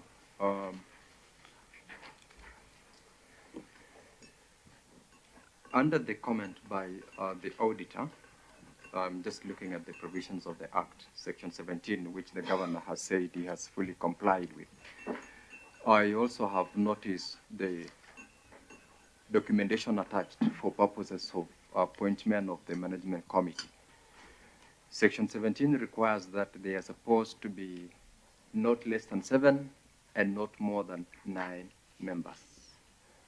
It also provides for specific representation of those membership, including, Honorable Chair, a requirement that the CEC in charge of health should ensure that the members comply with the 2/3 gender requirement. I'm noticing the membership of this committee, at least from the documentations given to us, are all men. That is number one. However, that's not a big issue. My concern is as regards the composition of this membership, because when this law was passed, it had certain important foundations why it had to. Because when it gives us the 7 members, each one of the 7 represent a certain specific interest. For example, there is supposed to be someone who represents women organizations from around the area. There's supposed to be someone who is representing youth from within the area. There's supposed to be someone representing faith-based organizations within the area, and also one who is supposed to be representing vulnerable people from within the area. When you look at these appointment letters, I'll just pick the 4. The law requires us to have 7 at bare minimum and 9 maximum. We have been given 4. The first one, of course, all of them were appointed the same day, 10th of July, 2024. This is a clinical officer. That's the first appointee. The second is an occupational therapist. The third is hospital administrator, who is an administrator for description purposes. And the fourth one is a public health officer. Such that whether or not these people are appointed, they've been appointed outside the law. The people who the law desired to protect, both in terms of management of the hospital and in protection of the resources, have not been appointed. So I would like to know then from the governor whether the 4 have met the requirement of Section 17 in law. 2, whether there are other people outside. Of course, the law recognizes that the in charge of the facility is a member, that is an ex-officio member, as well as the sub-county medical officer. Those ones I am not keen on because they are by law members of this management committee. How about these other interested groups? And 2, they have not been able to give us any document to support the fact that they have managed to transition. This is in the answer to the question by my sister, Senator Beth Siengo, as to how the transition was managed. Chair, when those provisions are provided for in law, they are not there as flowers. They are there to be complied with. I would be very happy to hear how this was done. Yeah. Governor, you can respond. Yeah, thank you, and apologies from ICC Health is bereaved, and he was not able to be part of us. But I will request the Metsup to respond and probably read the whole list. Okay, thank you, Honorable Chair.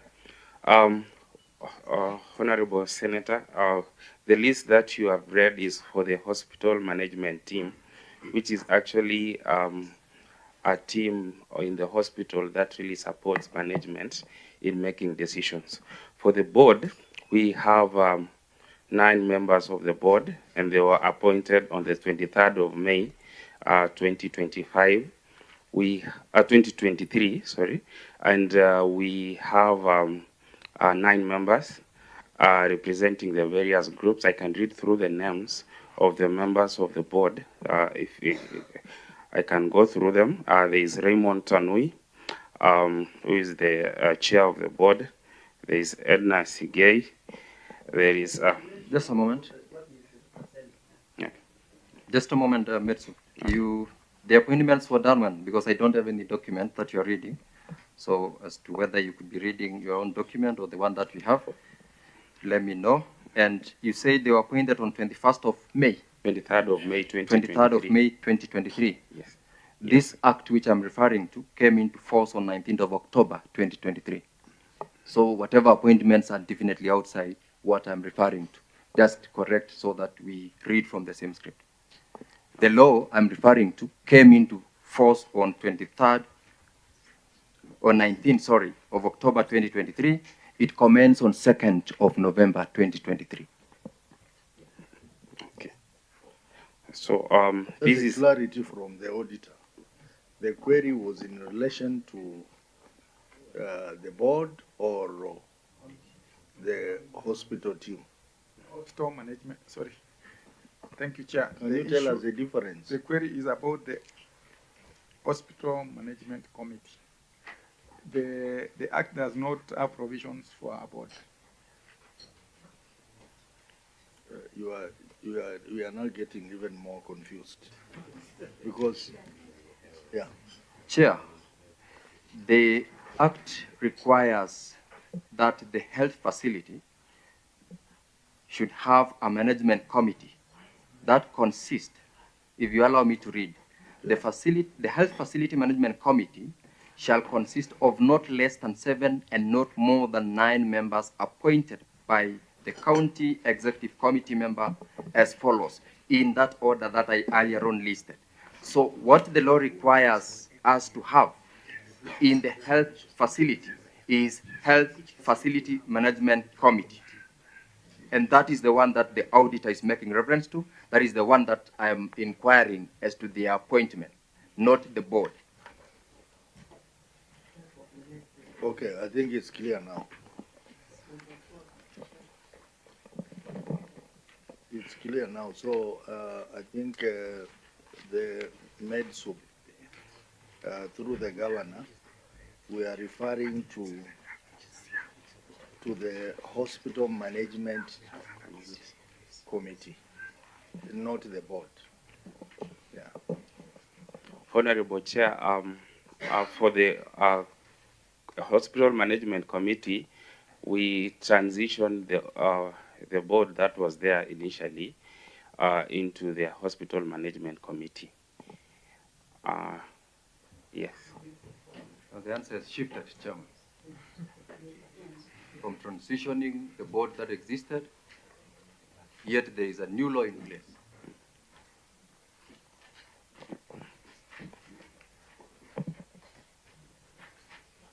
Chair, maybe we need to look at the provisions, if there were any provisions for that. Because if we are complying with the requirements, then I don't see any problem if the board was transitioned to a committee, so long as they are complying with the prescription of the law. I think that should be the issue in this. Chair, then maybe what Senator Sike is saying, and what the governor is saying would be the same. But you see, if you are transitioning the 7 of the 9 board members from the board to the management committee of the hospital, then there should be documentation. Actually, sorry, Senator Kisang, and through the chair, to just confirm what you are saying. In this law that came into force in November, there is a transition clause. But we don't have those documentations here. And that is where I'm saying we are given 4. The transition clause provides on how that ought to have happened. I am, of course, alive to the fact that whatever response that you would get here is to align to the question that has come, yet in the course of the audit, what was available is the 4 that we were provided to through the auditor. Just been shown by the relevant provision, section 17 does not make reference to the transition. It says actually appointment, that the health facility management committee shall consist of not less than 7 and not more than 9 members appointed by the county executive committee member as follows. So there is no provision for transition. It's an appointment within the. Yes. There is the one for transition through you, Chair, kindly. The one that my senior Senator Hillary had alluded to, that is section 27 of the same act. Yes. On transitional provisions. where it is stated that all members of the current hospital management board or committees and health facility committees shall continue to operate as per existing regulations up to the expiry of their respective terms. Okay. That's why it's good to have lawyers in the house. And so, Chairman, Yeah. now to guide, because this is a house of record, this committee, I believe, is doing this for posterity, so that we don't come back again to this later. We have been given a list of 4 members. I believe the MedSoup is trying to get the additional list. As to the formality of all those ones, you know, it's the question. I mean, the purpose of audit is to correct mistakes. The purpose of an audit is to also point out where there are misconceptions and issues missing. We can't be going back and forth. A query is asked, answers are availed, because they've made reference to Annex 7.1. Any other document that is being availed to this committee for whatever purpose, I do not know whether it would be admissible, whether it would help this committee, or it's going to be in future relevant. But I would be glad to hear that list so that we see whether it complies with Section 17 and also is protected by Section 27. Kindly allow the MedSoup to give us that list, Chairman. Thank you, Honorable Chair. We have the list which we can be able to provide this to this committee. I can go through the entire list if it is okay. Then maybe we can be able to table the document later to this committee, if that is allowable. So for the list that we have the board chair. The appointment date was 23rd of May 2023. We have a board chair, Raymond Tonui. We have Edna Sigei. We have Janet Chemngetich. We have Patrick Kibet-Rotich. We have Pastor Wilson Barusei. We have Rose Chepkemwa Tele, and also Francis Korir, and Paul Kering, and then Simeon Franklin Korir. They were all appointed on the 23rd of May 2023 by the CEC of Health in BOMET County. Thank you. So, Chair, my follow-up question is, why didn't they provide these documents to the auditors when they were on the ground? And this was done in May 2023, and auditors were there just the other day. Where were these documents not provided to them? Provided. If you look at Annex 7.1, there are sets of documents there. Maybe the auditor can tell us whether they were provided after the audit or during the audit. Was it after or during the audit?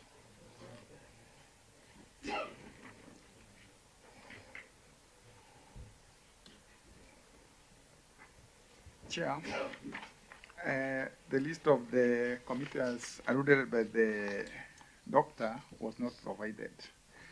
What was provided was a list of the management team. All right. Yeah. Or a list. Yeah, So these letters that yeah. I attached here, you did not see them? Yeah. Chair, that is why he's saying he will read, and if he's allowed to table them on this at this committee, he will, when they have not been scrutinized by the auditors, which is impossible, Chair. Can they answer my question then?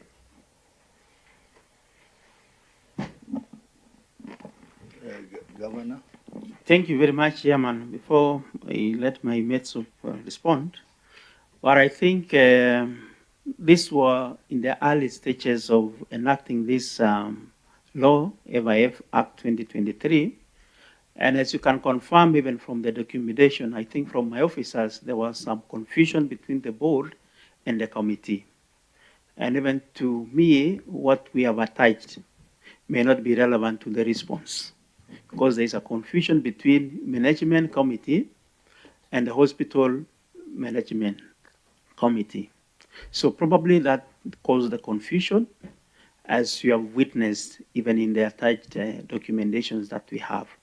Otherwise, based on the provisions that we have in the Act, the board transited to Hospital Management Committee, and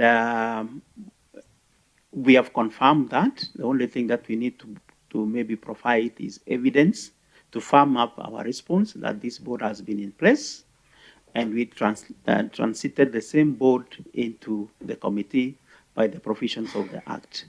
Otherwise, I want to admit probably there was confusion. You know, initially we have to have boards and committees of the hospitals, and that one has been confirmed by the documentations that we have supplied to you, which to me are now irrelevant to the query that was raised by the auditors. Chair, through you, Chair, I'm sure when the auditors come to the ground, they give you records of or a list of what they need to see and what they need to have. And I'm sure this was done. Auditor, can you confirm this? Through Chair, we confirm that in the process of auditing, there is constant communication of the documents we require. And in the inception meetings, we usually have a list of those documents. Thank you. Thank you, Auditor. Through you, Chair. So what confusion is the governor talking about? Because the auditor is very clear that they give a list of what they need and what they want. And by the time they leave there, your people would have provided. Governor, please, let these people be, on their mistakes. Don't defend them, because you are not even here to answer their questions. They should answer why they did not provide the auditor with what the auditors needed. Yeah, honorable members, all I would want to confirm from the governor, was these names gazetted? Were they gazetted? They were. Yeah, so I think you will need to give us a gazette notice of the same. How much time do you need?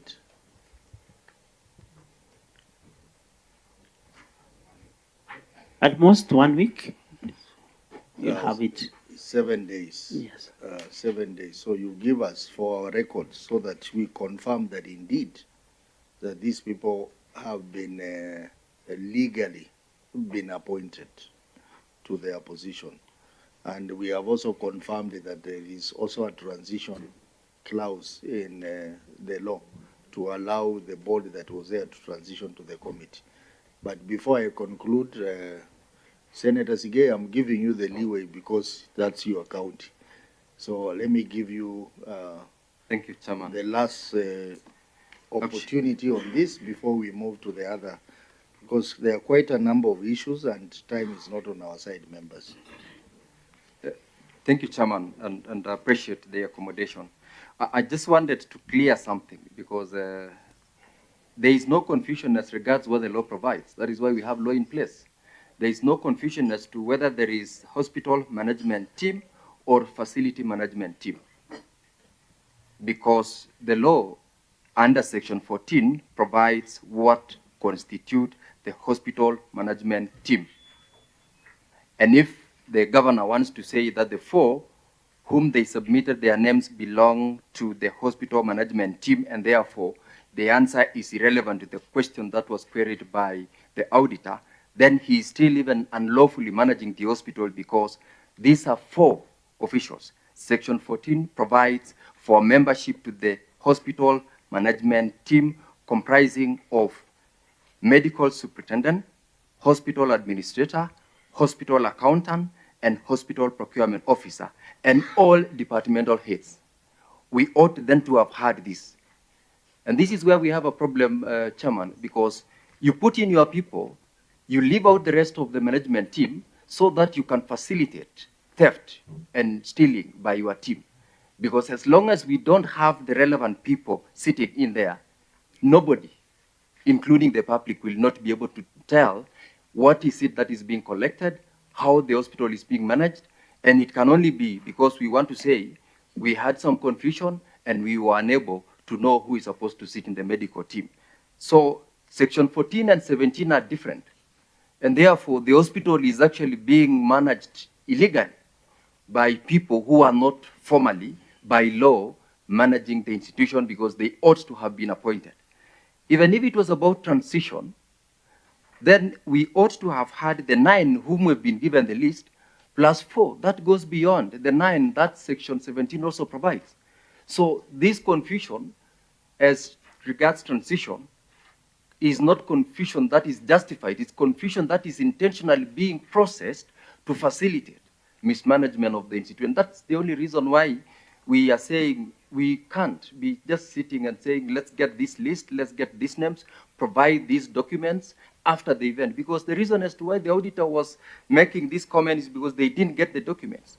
Whether or not, Chairman, you will admit this documentation now will not serve the purpose of this inquiry. Because I have raised an issue. You have raised an issue. You have provided for documentation on the floor.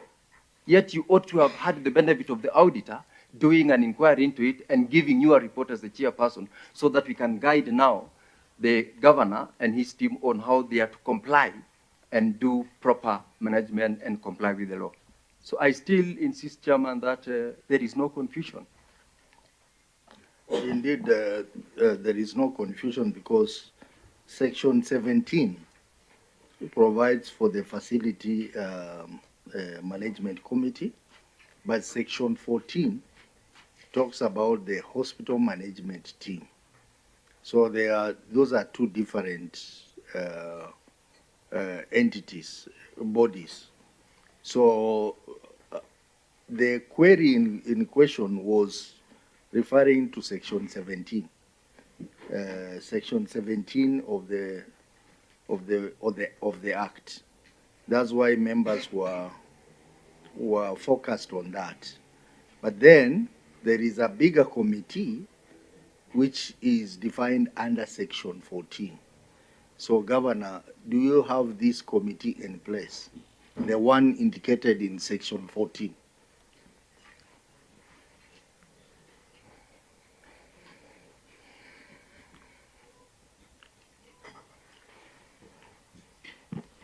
Chairman, I think I'll follow what been advised to do by Senator Agnes.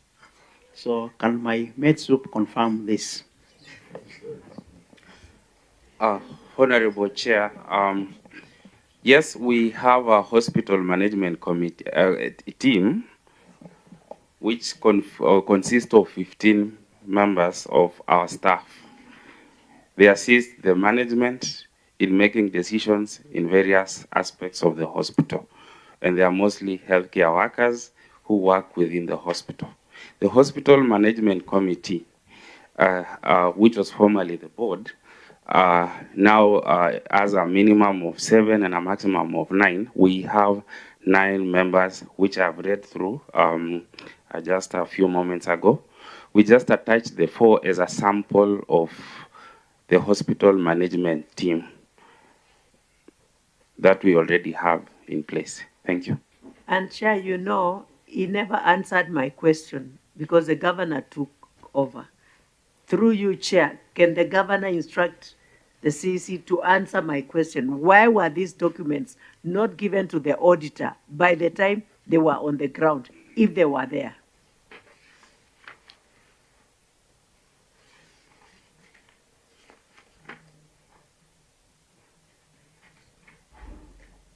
So just hold on to your question. The documents attached looking like in support of the facility management committee and not Section 14.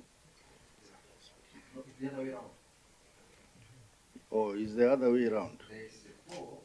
Then they don't. Yeah, then we need an explanation as to whether these comply with Section 14. Whether they comply with Section 14, Governor. Because this looks like the routine officers in the hospital and not what is contemplated under Section 14.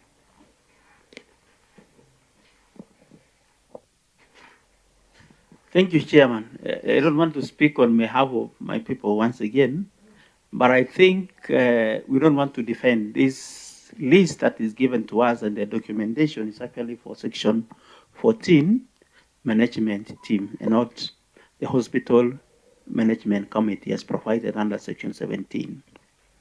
So I can't defend that. That is for management team as provided under section 14.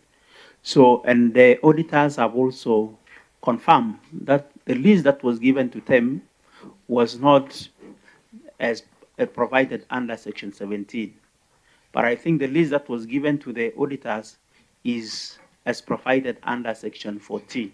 So the mistake is on my side, not on the auditors. So they are right in pointing out this. And Governor, it's not on your side. Why are you defending your people? Because they'll keep on failing you. Let them answer why they did not provide the documents, because he says that the 9 are there and they're in place. Honorable Chair, I want to admit that it was a honest mistake, and if called upon to provide the list, we can be able to provide the full list of the Hospital Management Committee. Thank you. Governor, don't be taking their So responsibility. let me vary my earlier direction. We want the governor to provide the gazette notice in reference to section 14 and another gazette notice in reference to section 17. Because those are two different teams. Yeah. I don't know whether we have a cassette notice for section 14 because the names keep changing. These are staff, majorly. But for 17, I think it's a standing committee. So I don't think we have a cassette notice for 14, but we have one for 17. I'm not sure, but I can be advised by the lawyers. Thank you.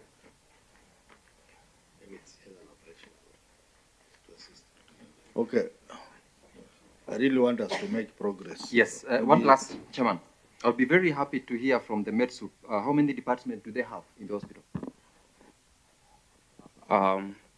Currently, Honorable Chair, we are actually undergoing a restructuring. Where How many departments do you have, Dr. It is more than 47. More than 47, 47 departments, yes. Okay. I want to take you back to section 14. Section 14 requires 4 certain specific individuals and all heads of departments. He told us he's got a team of 15. So I'm assuming that the 15 comprises the 4 plus all heads of departments. There are 47 departments. The law requires them to sit in the hospital management team, and we're looking at 47 plus 4, 51. Dr. Ari, we want to help you to manage this hospital because we are beneficiaries of that facility when it is working well, when it has proper management, when it has medical facilities operational at optimum. And as long as we don't get right at the management level, we will just be going around and playing games, which is not helping the people of BOMET. I want you to confirm, you have 15 management team or you have 51? Because the law requires you to have all heads of departments in that team. Honorable Chair, we currently have 15 appointed by the CEC as members of the hospital management team, simply because a team of 51 is too huge for... Dr. Ari, I'm a lawyer. The law knows that. So you cannot tell the law that you are wrong. Just say something else, but not that simply because of what you wanted to say. Chairman, I'm sorry because that was going the wrong way. I mean... Chair, I don't think the MedSoup understood the question by Senator Sigay, because I don't think fairly. Do you really have 47 departments? I don't think so, because what's a department? I don't think they are 47. Maybe So- you do not understand. Honorable Chair, those are sections, sections of the hospital. They are sections of the hospital, Honorable Chair. Departments. Now, give us the number of departments that you have. Yes. We have 15. 15 departments. Yes.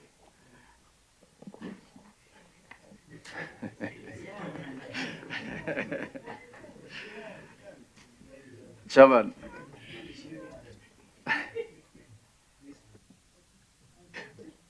Dr. Hari, through the chair, kindly allow us to get these 15 departments. I want us to help this facility. I want us to help the governor. I want to help the METSU so that we help the people of BOMET and the facility to run. 15 departments, Dr. Hari. Are you able to list them?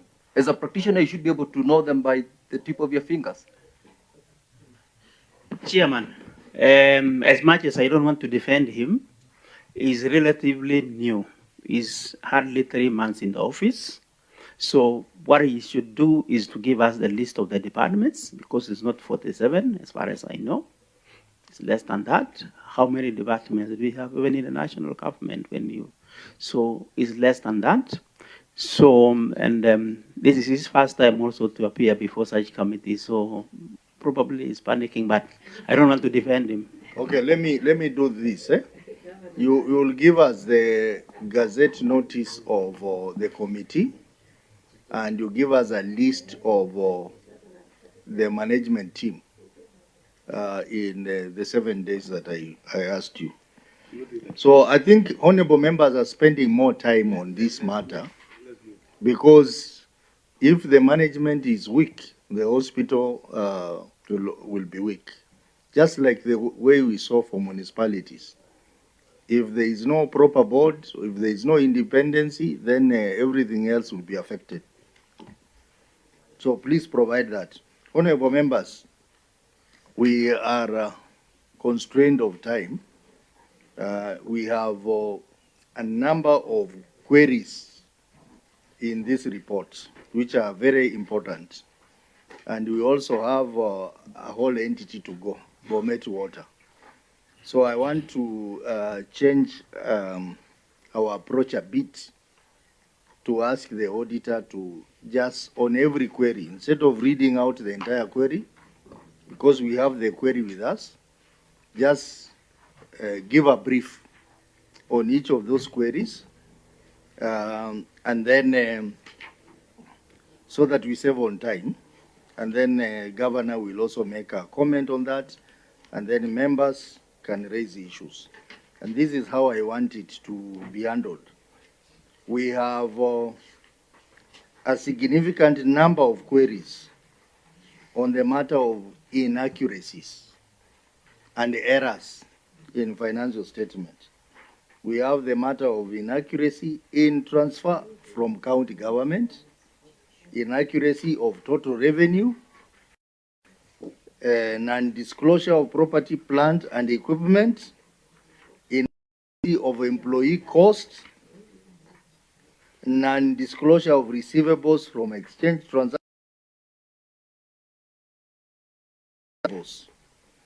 inaccuracy of accumulated deficit. Those are all inaccuracies.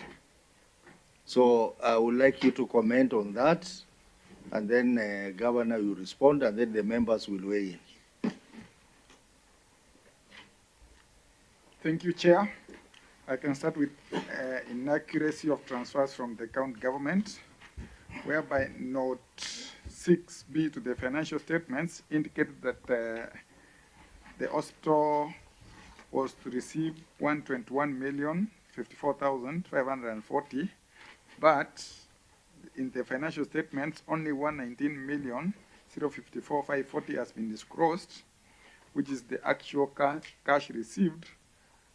But since we are doing accrual accounting, all the amount expected should have been disclosed. Number 2, inaccuracy of total revenue. We have total revenue amounting to 119,054,540, but this amount excludes an amount of 82,960,530 received from the National Health Insurance Fund, that's NHIF, during the year under review. Further, we are saying the revenue which was to be received by the hospital was received by the county government instead of the money being received by the hospital.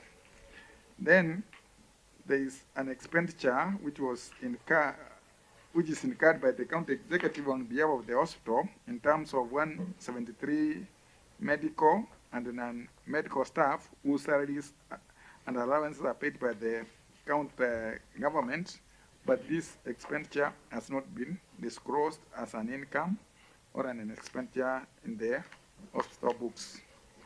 Then we have non-disclosure of property, plant, and equipment. The financial statement, the statement of financial position reflects near property, plant, and equipment.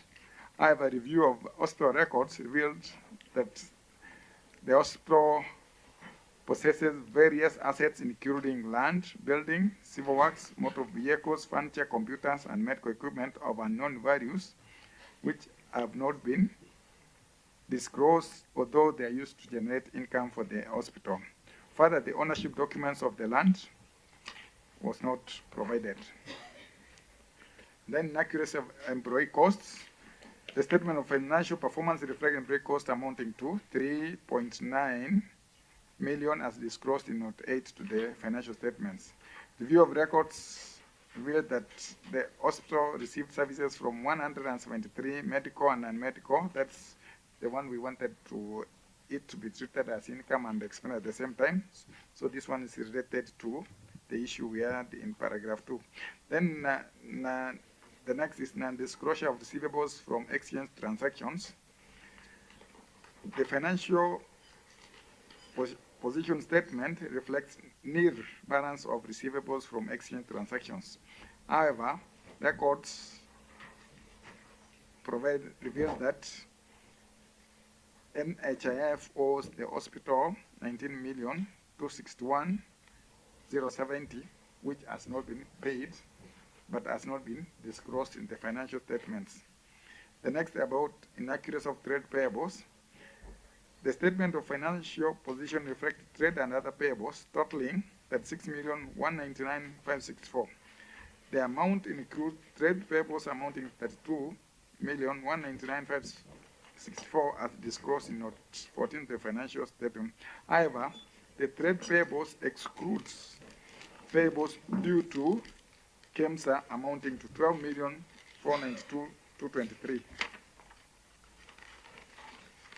Then we have inaccuracy of accumulated deficit.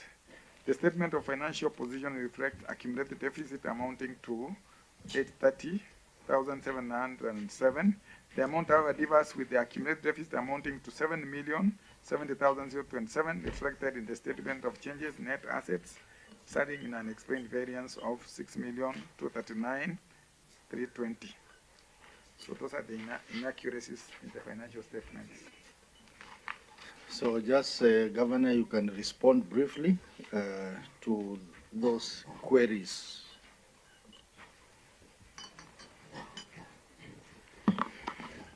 Thank you, Chairman.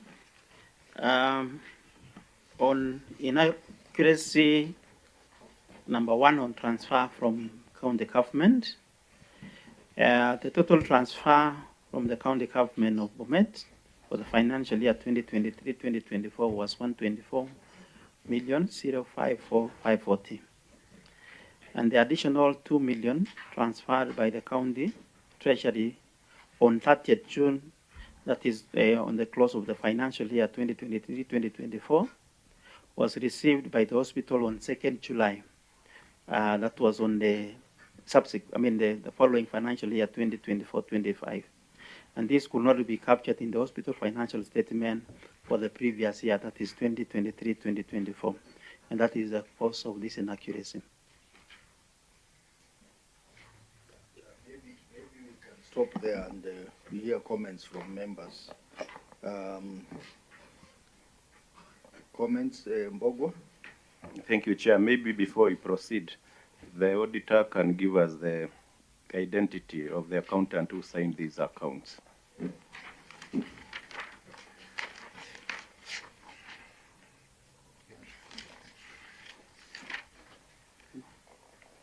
Okay, through Chair, the financial statements were signed by the head of finance by name Robert Rono. ISPAC number 22744. Is he here? Honorable Chair, Madam. Robert, are you the one who prepared this financial statement? Yes, Honorable Chair. Why would you prepare a financial statement with the glaring inaccuracies? According to as per my statement, financial bank statement, those are the money that reflected in this financial year, that is by 2nd July. And by the time I was closing the books, I had not received any confirmation for the transfer of the amount. That's why it's not captured. And it will be captured in financial statement for the year 24-25. What is the ISPAC status? I still have 20 CBD to complete to be in a good standing by the end of the year. So you are not in good standing? I still have 20 units only remaining to be on good standing. Just say you are not in good standing. Yes, at the moment. Yes. You are not in good standing. Are you actually the one who prepared this financial statement? I have a reason why I'm asking. Yes, Honorable Chair. And signed? Yes, Honorable Chair. And you know the implication of signing a financial statement with inaccuracies and errors? Yes, Honorable Chair. I think maybe before you progress, because all these issues, inaccuracies, should not arise if a qualified accountant is looking at it. I will allow the legal officer to read out the provisions, relevant provision to the conduct of accountants and their performance in the Accountants Act and also the Public Sector Accounting Standards Board.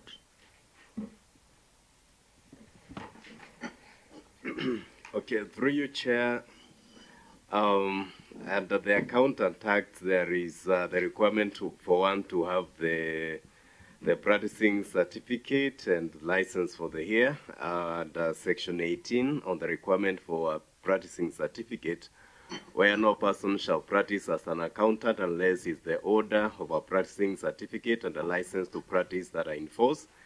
And any person who contravenes subsection 1 commits an offense and is liable on conviction to a fine not exceeding 500,000 shillings or to imprisonment for a period not exceeding 3 years or to both.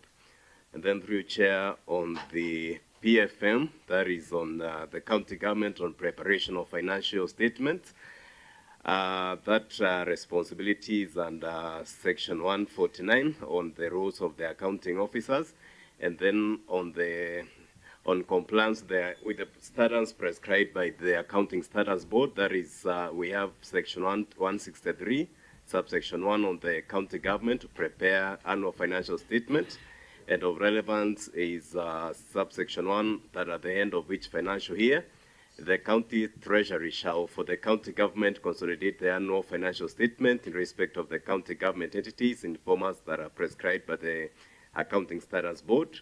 And then the annual reporting by accounting officers, that is under Section 164, and the relevant section is subsection 1 rather, that at the end of which financial year, the accounting officer for a county government entity shall prepare financial statement in respect of the entity in formats to be prescribed by the Accounting Standards Board. And then the roles of the Accounting Standards Board under the Part 6 of the Public Finance Management Act, rather, where under its functions, that is Section 194, among the functions is that the Accounting Standards Board is to provide frameworks and set generally accepted standards for development and the management of accounting and financial systems by all state organs and public entities, and shall in particular perform the following functions, among them to set generally accepted accounting and financial standards, and also prescribe the minimum standards of maintenance of proper books of account and for all levels of government, and also to prescribe, among other, performance of financial statements and reporting by state organs and public entities. And then through your chair, under this, the Public Finance Management Act county government regulations, that is Regulation 210, Regulations 210 on offenses of financial misconduct. Among the financial misconduct is failing to keep proper records or conceal or wrongfully destroy information that is required to be recorded.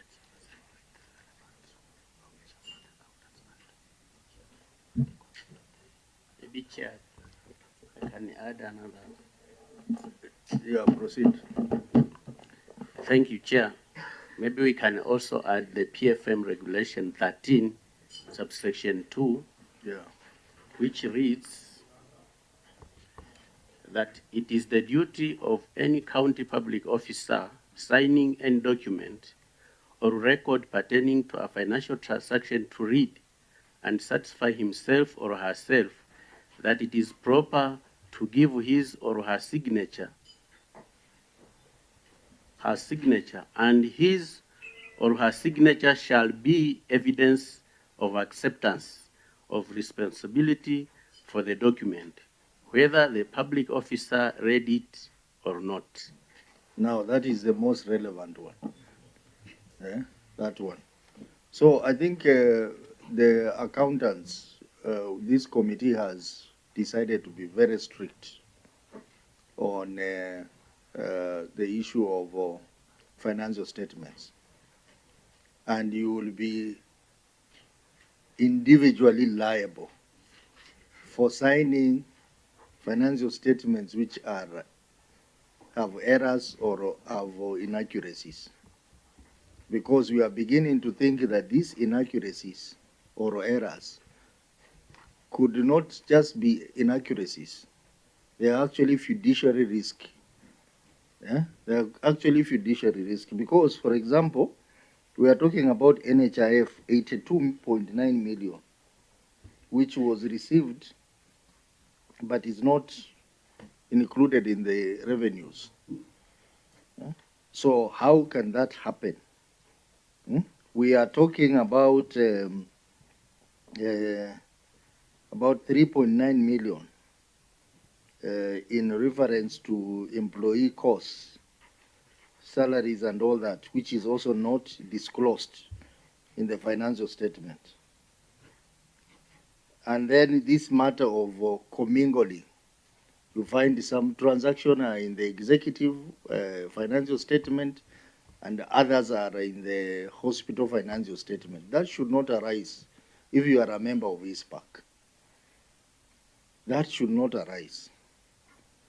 If a transaction has been recorded in the hospital, let it be in the hospital. It should not again appear in executive reporting, because that is double reporting in accounting. And those are basic. I never did accounting, but I did business studies. I remember. Those are basic things. So I think this is important, and Governor, this needs to be very clear to your staff that we are not going to be very kind on these mistakes. In fact, we have said that any accountant who is a member of ISPAC, who willingly or knowingly signs financial statements that are not correct, we will report you to ISPAC. And in fact, we have even said we want ISPAC to be sitting in our meetings so that they get to see these issues firsthand. Yeah, because we cannot continue having this kind of financial statements which generate audit queries which can be avoided if you do your work well. Through you, Chair. Yes. I just wanted to know if the cash that flows in the hospital is used within the hospital according to FIF accounts. That's supposed Funds. to be the case. That's the law.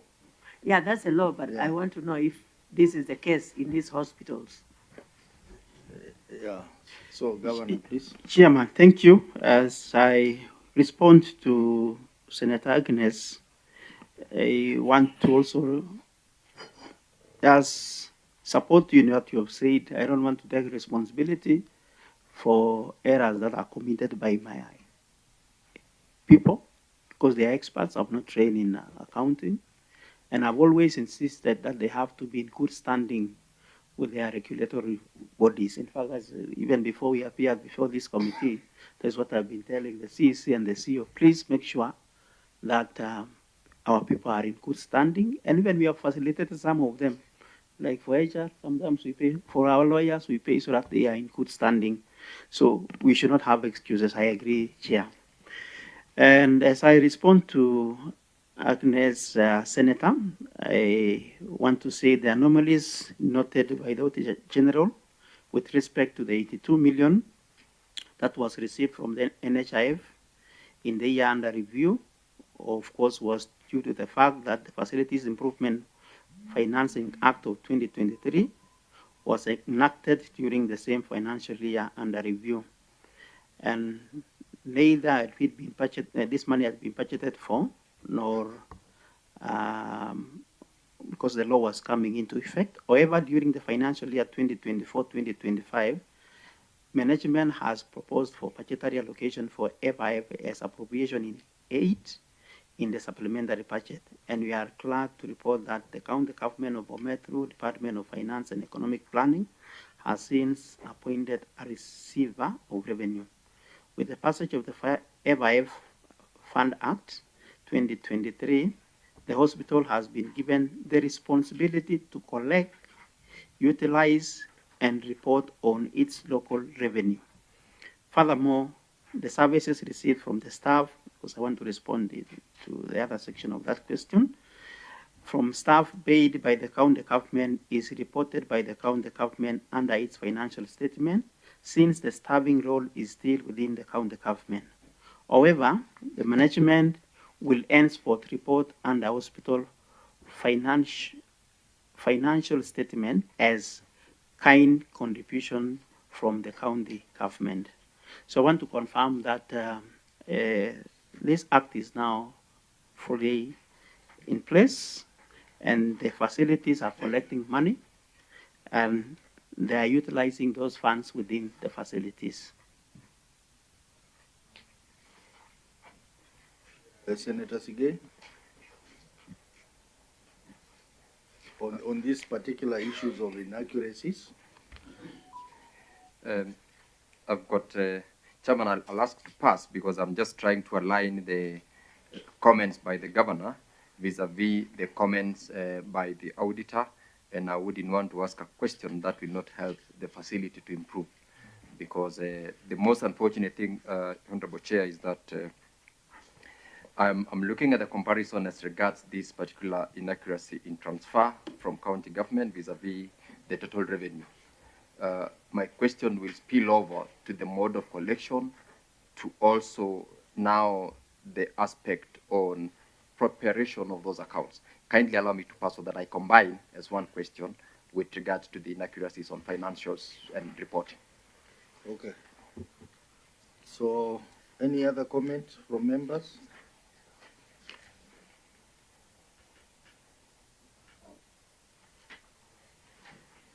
Chair, my comment is just one through you to the governor.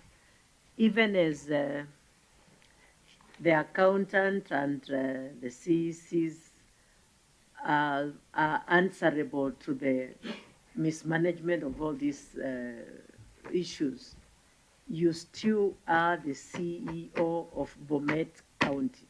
So everything falls back to you. So you have to step your feet down and make sure that they do the right things. And make sure that even the accountant, before they sign, they make any report, you know that they are in good books with ISPA. Thank you, Chair. And Governor, I also want you to comment on the non-disclosure of receivables, where you received 19.2 million from NHIF, which was not recorded in the financial statement as a receivable. That's query number 5.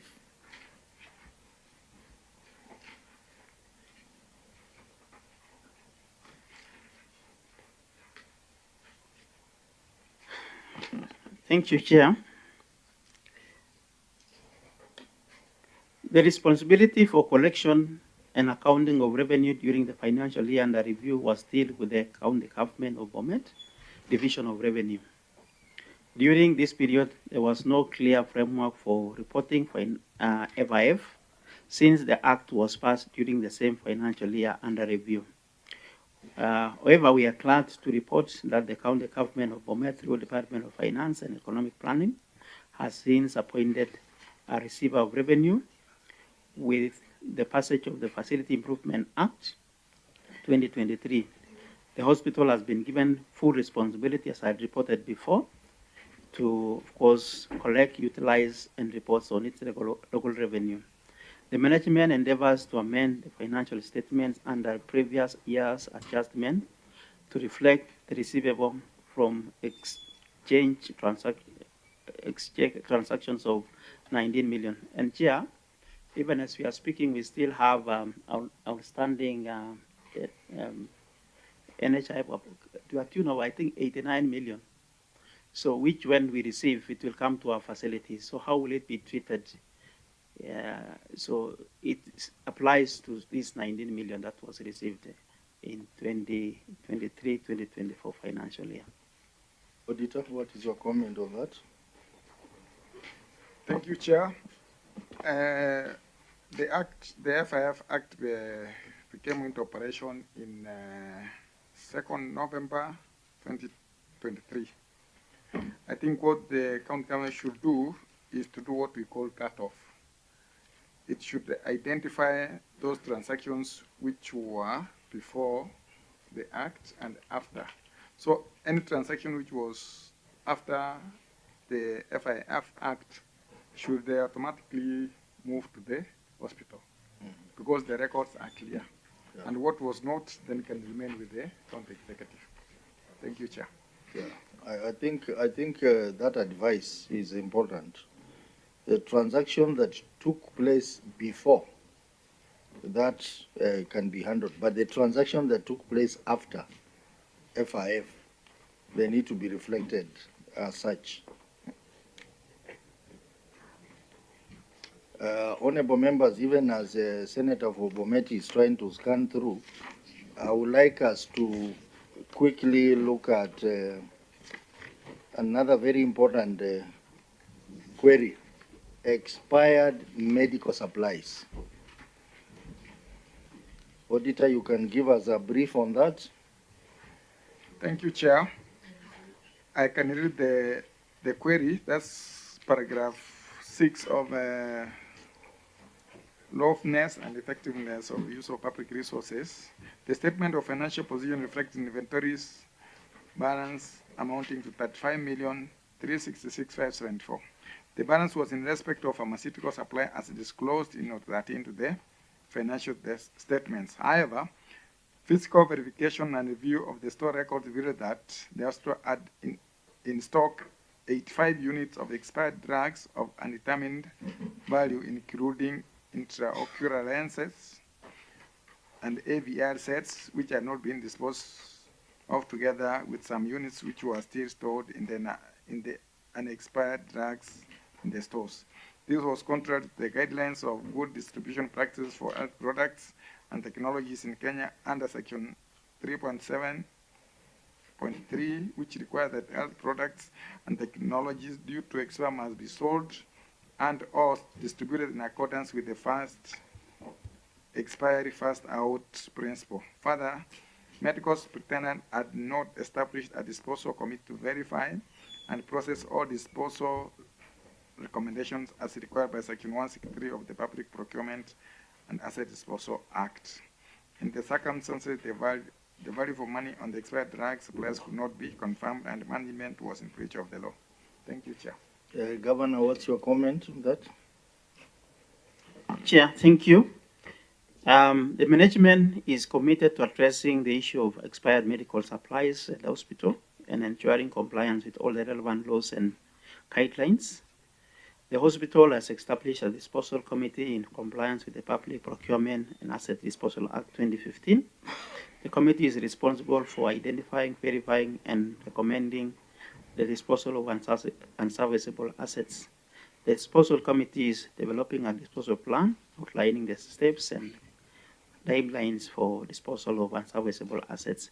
And perhaps I should add for commodities, Chair, that we now have a system that can monitor. So when they are received, even the date of expiry is captured. And to reduce on this, because this loss of public funding, because when something expires, it is disposed. We have, every quarter we now have medical camps so that at least we can identify those commodities that are almost maybe having 6 to 8 months. Make sure that we don't dispose when there are people in need. So those are some of the measures that we have put in place. A strong system that can monitor and so that it can prompt even when we forget, because we tend to forget as human beings. But if we have a system that can monitor, at least we can be given that alert. I don't know, they have said it for how many months, but it is now in place, Chairman. But it is true, there were some commodities that were expired when the audit was done. Okay. Governor, you know, this is another very common query in nearly all county hospitals. Expired drugs. How do drugs expire in these hospitals? All over, even in my own county, we have a problem with expired drugs. And I think it's not just about the system, there is something else. Because all of a sudden, if you observe, the chemists around the hospital, around the county hospitals, are doing so well. They are doing so well. The other day I saw the governor of Mombasa giving out an order that he's going to close all the chemists around the hospital. Why is this happening? I think there is something that you governors need to deeply investigate in these hospitals. In my own county, a chemist next to a referral hospital has become a bigger hospital than the main hospital. What usually happens? What is the real story around expired drugs in our hospitals? Thank you. And Chair, just Yes, so that we can answer all together through you, Chair, is there any way the governors can communicate with KEMSA when the drugs are about to expire, they return them, they get fresh, than wasting all these funds? Yeah, before you come in, I think this is a topic of interest. I see Mark wants to say something. Thank you, Chair. In fact, in the audit report, there's a query on weak internal controls in stores and inventory management. So maybe if the auditors read that, then you can see exactly where the problem lies. Yeah. So let me allow the auditor to read that as well. Thank you, Chair. And then, Governor, we can summarize all that. This is paragraph 2 of report on effectiveness of the internal control, risk management and governance. Weak internal controls in stores and inventory management. Review of the store's records revealed that the hospital lacked an inventory management policy that defines the issuance system adopted for pharmaceutical and non-pharmaceutical supplies, including replenishment of stock, receipt and dispatch of drugs, inspection of available stock, and how stock expiry was tracked and disposal undertaken. Further, the stores had an inventory management system that was not linked to the pharmacy records and therefore could not track drugs after they had been issued to the pharmacy. This was contrary to section 3.73 of the guidelines for good distribution practices of health products and technologies in Kenya, which requires that a written procedure must be in place to ensure effective stock rotation. In the circumstances, the effectiveness of internal controls implemented in the stores department to safeguard against possible losses could not be confirmed. Thank you, Chair. Yes, that is related in a way to this one, because if you don't manage your stores and inventories very well, then you can't manage the expiry process of drugs. But as I said, I think there is a deeper problem. Even the hospitals that have HMIS, they still have this problem. So it's not entirely a system issue. There must be something, because we cannot have all the hospitals having the same query, expired drugs.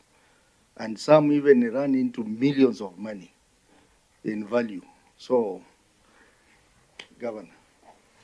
Thank you, Chairman, and you have put it right, because it sounds a bit ironical that I'm being accused that there are no drugs in my facilities, and at the same time, I'm being accused that the drugs are expiring in the shelves. The two cannot speak to each other, and I want to agree, Chairman, that I think we have a bigger problem. We have tried, like what you have mentioned about the chemists, because partly, and this one is what we have been fighting with my officers, the owners of some of those shops are actually my own people.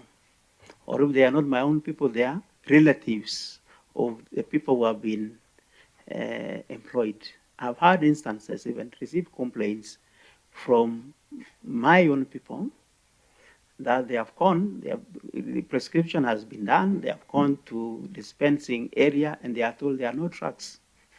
But sometimes when they call, because some of them know me, and then they tell me, you know, Governor, I've been told there's no this drug and so forth.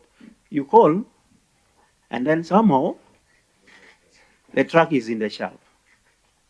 So we must go deeper, as you have said, to find what is the motivation behind this story of there are no drugs in government hospitals. Could it be a way of promoting businesses outside? And that's why, as senators, I think we must also see how we can manage that, maybe through a law or something. We've been trying, and it has been very challenging for us as governors, because I can't be accused of expired drugs and no drugs at the same time. The two cannot match. Chairman, the other thing that has been mentioned, KEMSA, I think, also have the same problem of expired. I think last year they destroyed drugs worth billions of shillings. So as much as we would want to float the same to KEMSA, it might also be a challenge. There was even a system that was, the KEMSA talked about it in 2020 or 2019, a system that integrates KEMSA systems with our systems in hospital, so that even they can monitor the flow of drugs, and then when the level is almost falling, then they can alert. It can also be the same story with drugs that are almost expiring. But the logistics of working around that can be very challenging, because who will take the loss? Is it KEMSA or the county? Because KEMSA must also be facilitated so that they can procure drugs. But if they are taking back drugs that are expired, it means even the support that we are giving to KEMSA to facilitate them so that we ensure that we have supplies to our hospitals will be a challenge to them. So, Chairman, I want to admit, as governors, we have a problem. And the other issue, although not related to this, but we must find a way of also managing, is we have employed people in our facilities. Of course, Mate should be here. I don't think he'll be very happy because he has also his colleagues. But the same people have opened clinics all over. So 90% of their time is in their clinics. Of course, we have time that is prescribed for consultants and specialists. They spend less time in our facilities. And then most of their time in their facilities. So those are some of the things that we need to align so that we don't look like we are not doing what's supposed to be done by a governor or a CEO of a county. But sometimes, in terms of interventions that can put into place, we are tied, kind of. Because when you say a consultant should spend how many hours in a hospital? In a week? In a week, for at least 40 hours. So per day, that translates to what? 8. Huh? Consultant and specialists. Yes, it is. It is. I don't think maybe you need to confirm, but a lot of their time is being spent outside, and that's why I'm saying we need the support of the Senate to see how we can manage some of these issues, because we could be addressing symptoms instead of addressing the underlying problem. And that is why this query has been recurring every year and in all the 47 counties. So we have a big problem, but as I had mentioned, partly I'd answered this. We put in place systems, but the same people can beat the systems.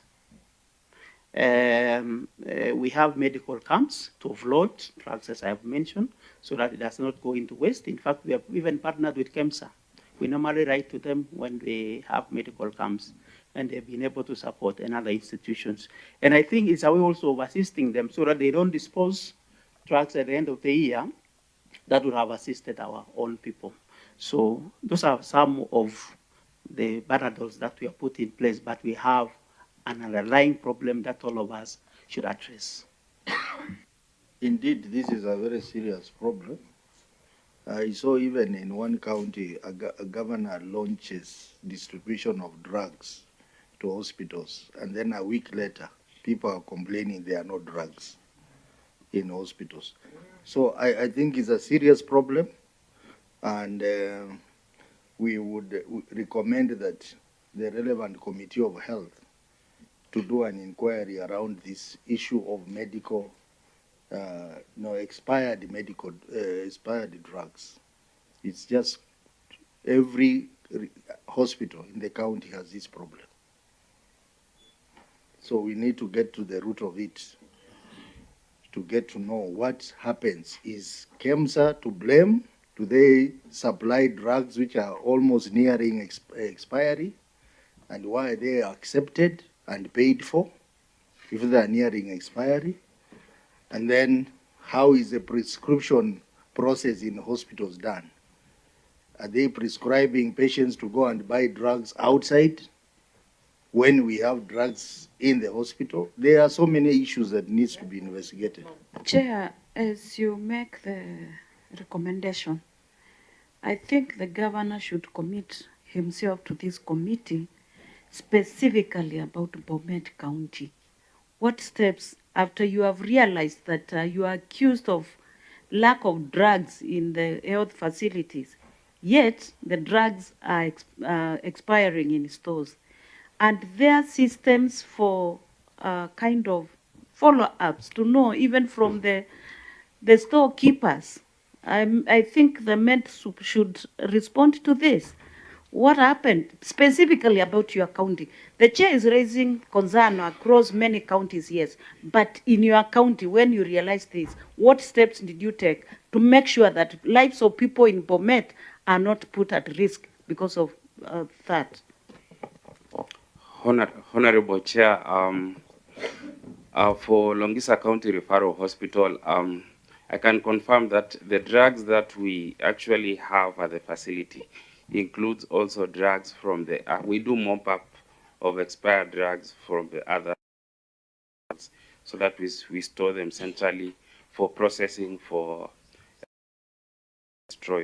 destroying and destroying the drugs, and actually disposing the drugs include getting a court order for it to be for us to be able to do the destruction. So at the moment, to answer Honorable Senator, we have established a disposal committee at the hospital, which we are looking at all the drugs. We are listing all the drugs that are expired in the hospital for the purposes of getting that court order for disposal of the medicines that are in the facility. But as of now, we do not store the the drugs, the medical drugs that are expired with the other drugs that are not expired. They are in a separate store, just to comply with the standards for storage of HPTs. Thank you. Chair. Yeah, I hope you will take the shortest I time. just needed to, because I read a lot. You know what the Yes. MedSoup is telling us is different from what is noted by the auditor. That's why actually I'm intervening. Because it's very bad to manage this committee and misinform, including the public, whom I'm sure they're following up on this. Dr. Ari, if you look at note 13, you've just said that you've stored them separately, because, by the way, Chairman, this is a serious concern. The value of these expired drugs is 35 million. 35 million Kenya shillings. That is a lot of resources. Number two, Longisa Referral Hospital is not a small facility. The entirety of the South Rift, a good number of people go for medical attention there. And it's not something to just pass and say, we are losing 35 million Kenya shillings because we have mopped up drugs from other facilities. Two, the note from the auditor still reflects that you did not have a disposal committee as at the time of the audit. You've just told us that you have an existing disposal committee. If we don't have those documents now, it means they were not available. There was no disposal committee. The drugs which were expired were mixed with the drugs which were still in use. And by the way, Chairman, these are identified 85 units of expired drugs. You can imagine 85 units of expired drugs in such a hospital. How many of our people from BOMET would be dispensed with such expired drugs? So I was intervening because I'm reading something else, the MedSoup is telling us something else. Thank you, Chair. Maybe before MedSoup also responds to the same, I think the Senator is also reading something different from what is in the notes. The value is undetermined, and that is in the notes. So it is not worth 35 million. So that we don't misquote, then tomorrow it will make headlines, and it is not factual. So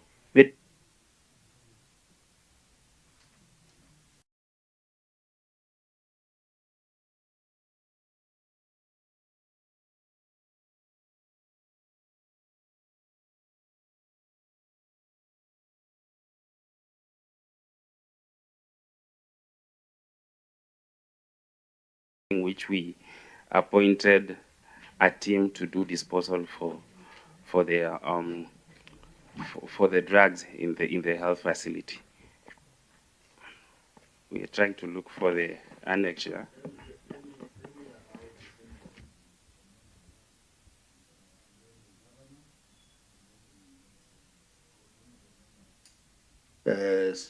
Laikipia is here waiting to come in, and you still need some few minutes for a break.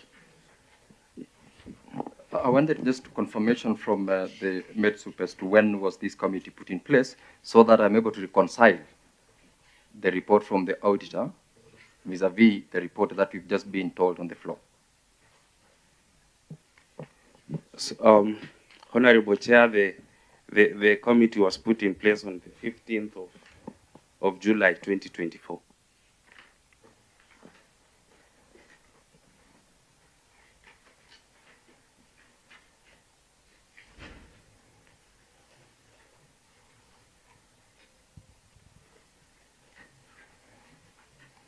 So proceed.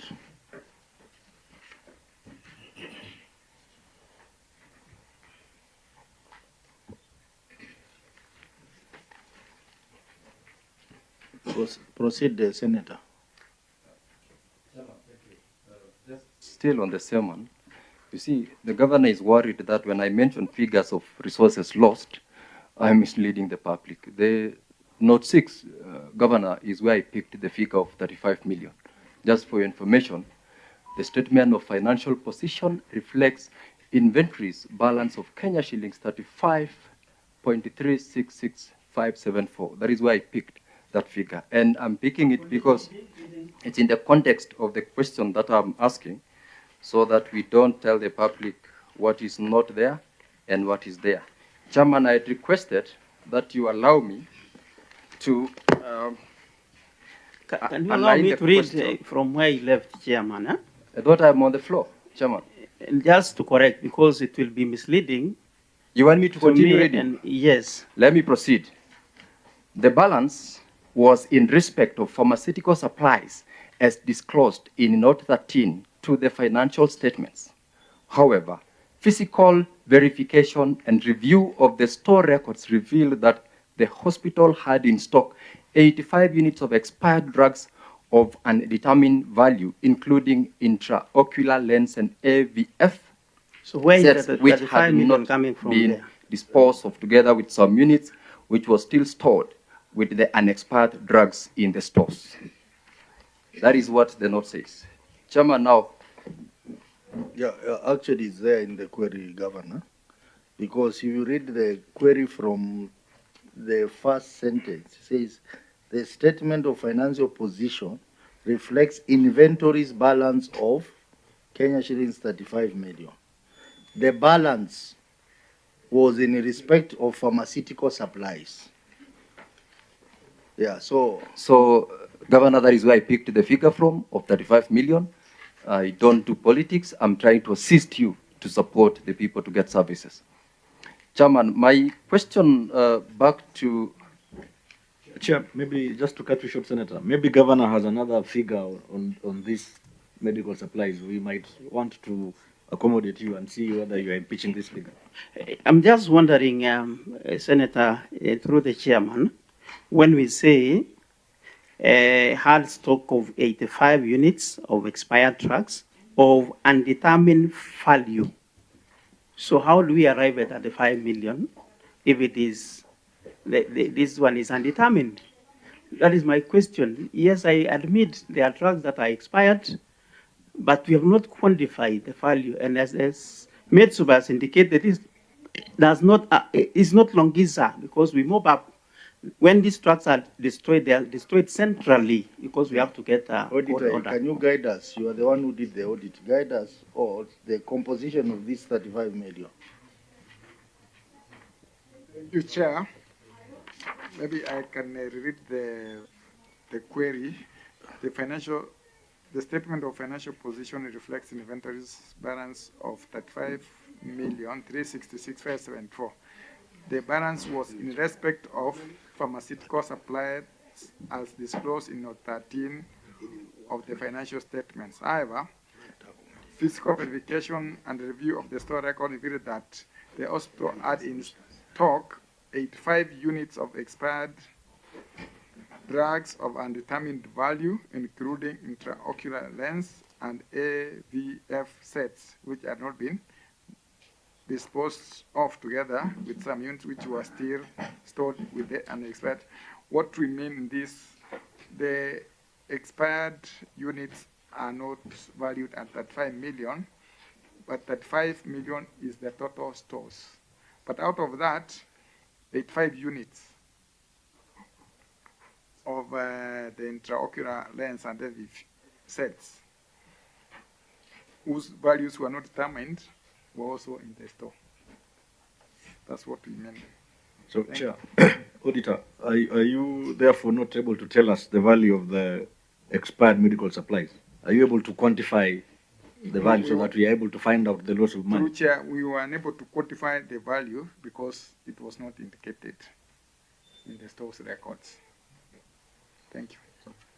Yeah, that's why we had another query similar to that on weak internal controls in stores. Honorable members, unless Senator, you have yes, I wanted to, Chairman, an issue arising from the earlier issues. Yes, Yeah, actually on the we finance, conclude the on that. inaccuracies. Yes. I wanted to confirm whether the governor, whether the county assembly has passed their 5 Act. Yeah, that is why it's in place. Complied with everything, and that's why I'm very confident reporting to this committee. When was it passed, Governor?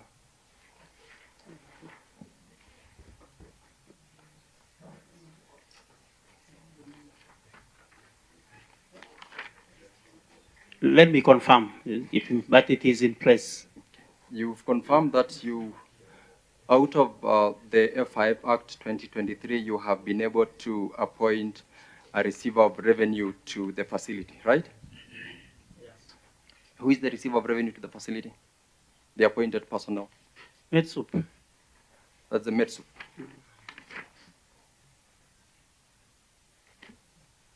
All right, Chairman. Okay. So, honorable members, I think I will close at that point. And the matter of water, I think we tried to bite too much that we could not chew. The matter of water, we will set a new date for it, probably with another issue to save on their time. But the two reports that we have handled, the queries that we have not touched on, we will adapt the written responses that they have. But the matter of water, we set a new date to look at BOMET water because of time constraint. Chairman, will you allow me to ask one last question about the facility? Yeah, proceed. Thank you very much. I wanted to find out whether the facility has got a formally approved annual budget.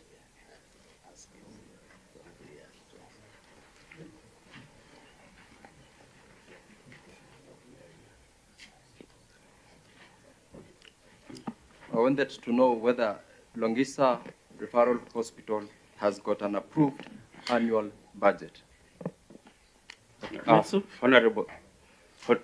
Honorable Chair, yes, we have an approved annual budget for 24-25, approved by the board. No, not here.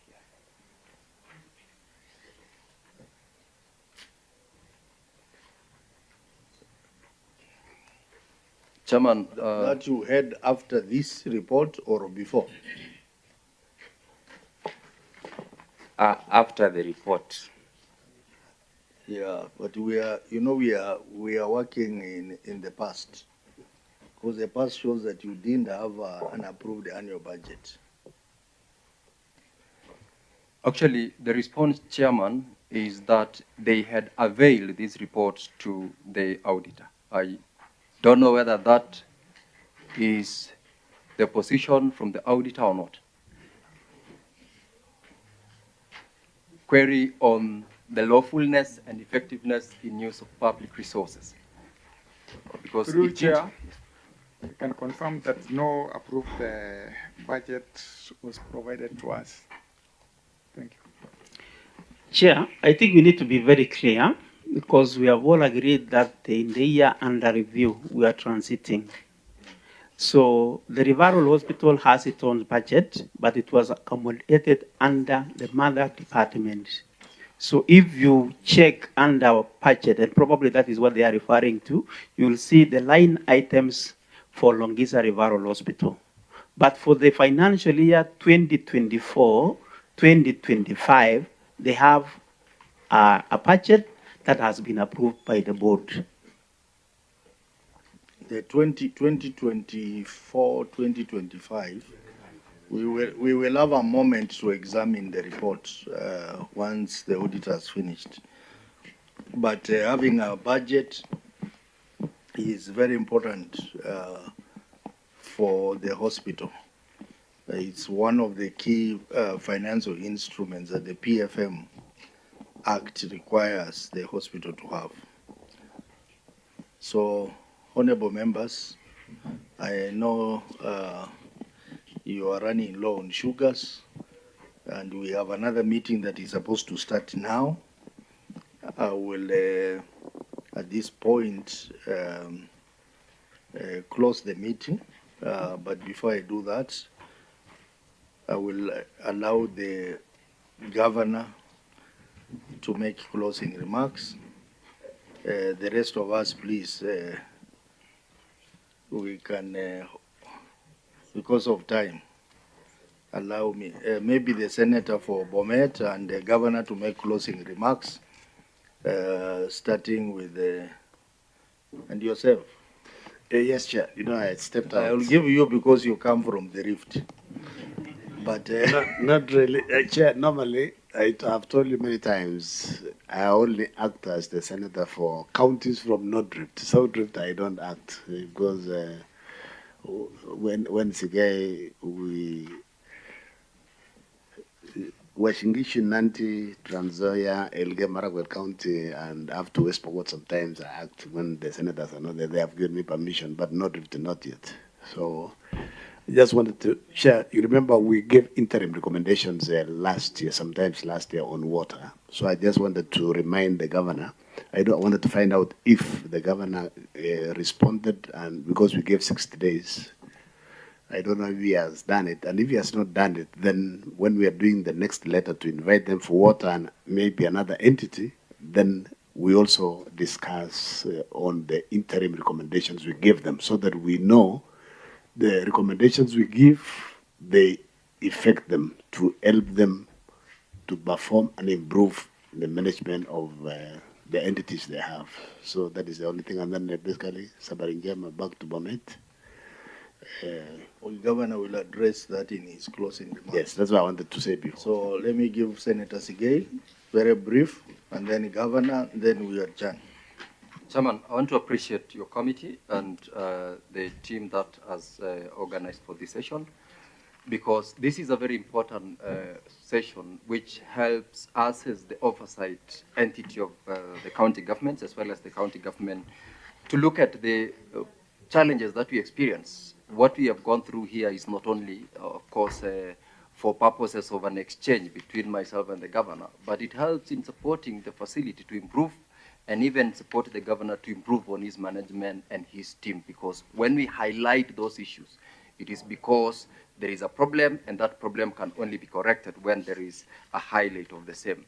I would only wish that, because I know there are prior year issues which were raised, including the register on assets, which we didn't get there, unfortunately, because of time, or also the internal audit and committee within the facility itself and at the county level, where we have the county assembly as a primary and within the facility as another aspect of, oversight. How I wish we could have more time so that we interrogate this issue, so that when we have a session next, we are not going back to the issues which has been raised. And lastly, to the auditors, because I believe that the reason as to why we had our special sitting yesterday was to comply with the law, where the law required us to make sure that we submit for purposes of interrogation and recommendations the reports which were done and should be done within 3 months. That is why we sat yesterday. So anything that comes outside that reporting period should and ordinarily supposed not to be used before the committee, because that will just be documentations availed having been given an opportunity to query. Chairman, I'm sorry I'm saying as much, but this is an adversarial process because we want to unbind the things which sabotage the operations of facilities. But otherwise, I want to say thank you for giving me the opportunity. We will speak when we are supposed to, with regards to the roles that we've been given, the same way we do speak by what we did yesterday in asking for additional revenues to the counties. We want to follow that resource to make sure that it's used for the purpose that it's intended. Okay. Indeed, the motion that you passed yesterday allows us to go back to the unresolved prior year matters. So we will also require the county at some point to respond to unresolved prior year matters. We also passed a resolution that we will, this committee will also visit all the 47 counties to see for themselves what is happening on the ground. Governor, your closing remarks? Thank you very much, Chairman. And on my behalf and on behalf of my team, I want to appreciate this committee for the way that you have actually treated us. It's been very friendly. And Chairman, we are all here to strengthen ourselves, particularly devolution. So whatever comments that we make, contribution that we make, is to correct the weaknesses that we have in our systems. And I want to appreciate your contribution, Chairman. Secondly, and this can be a proposal, so that we minimize on some of the issues so that we don't also take a lot of time. And when I talk about that, it's like my senator and me, and I'm not just referring to BOMET, but other counties.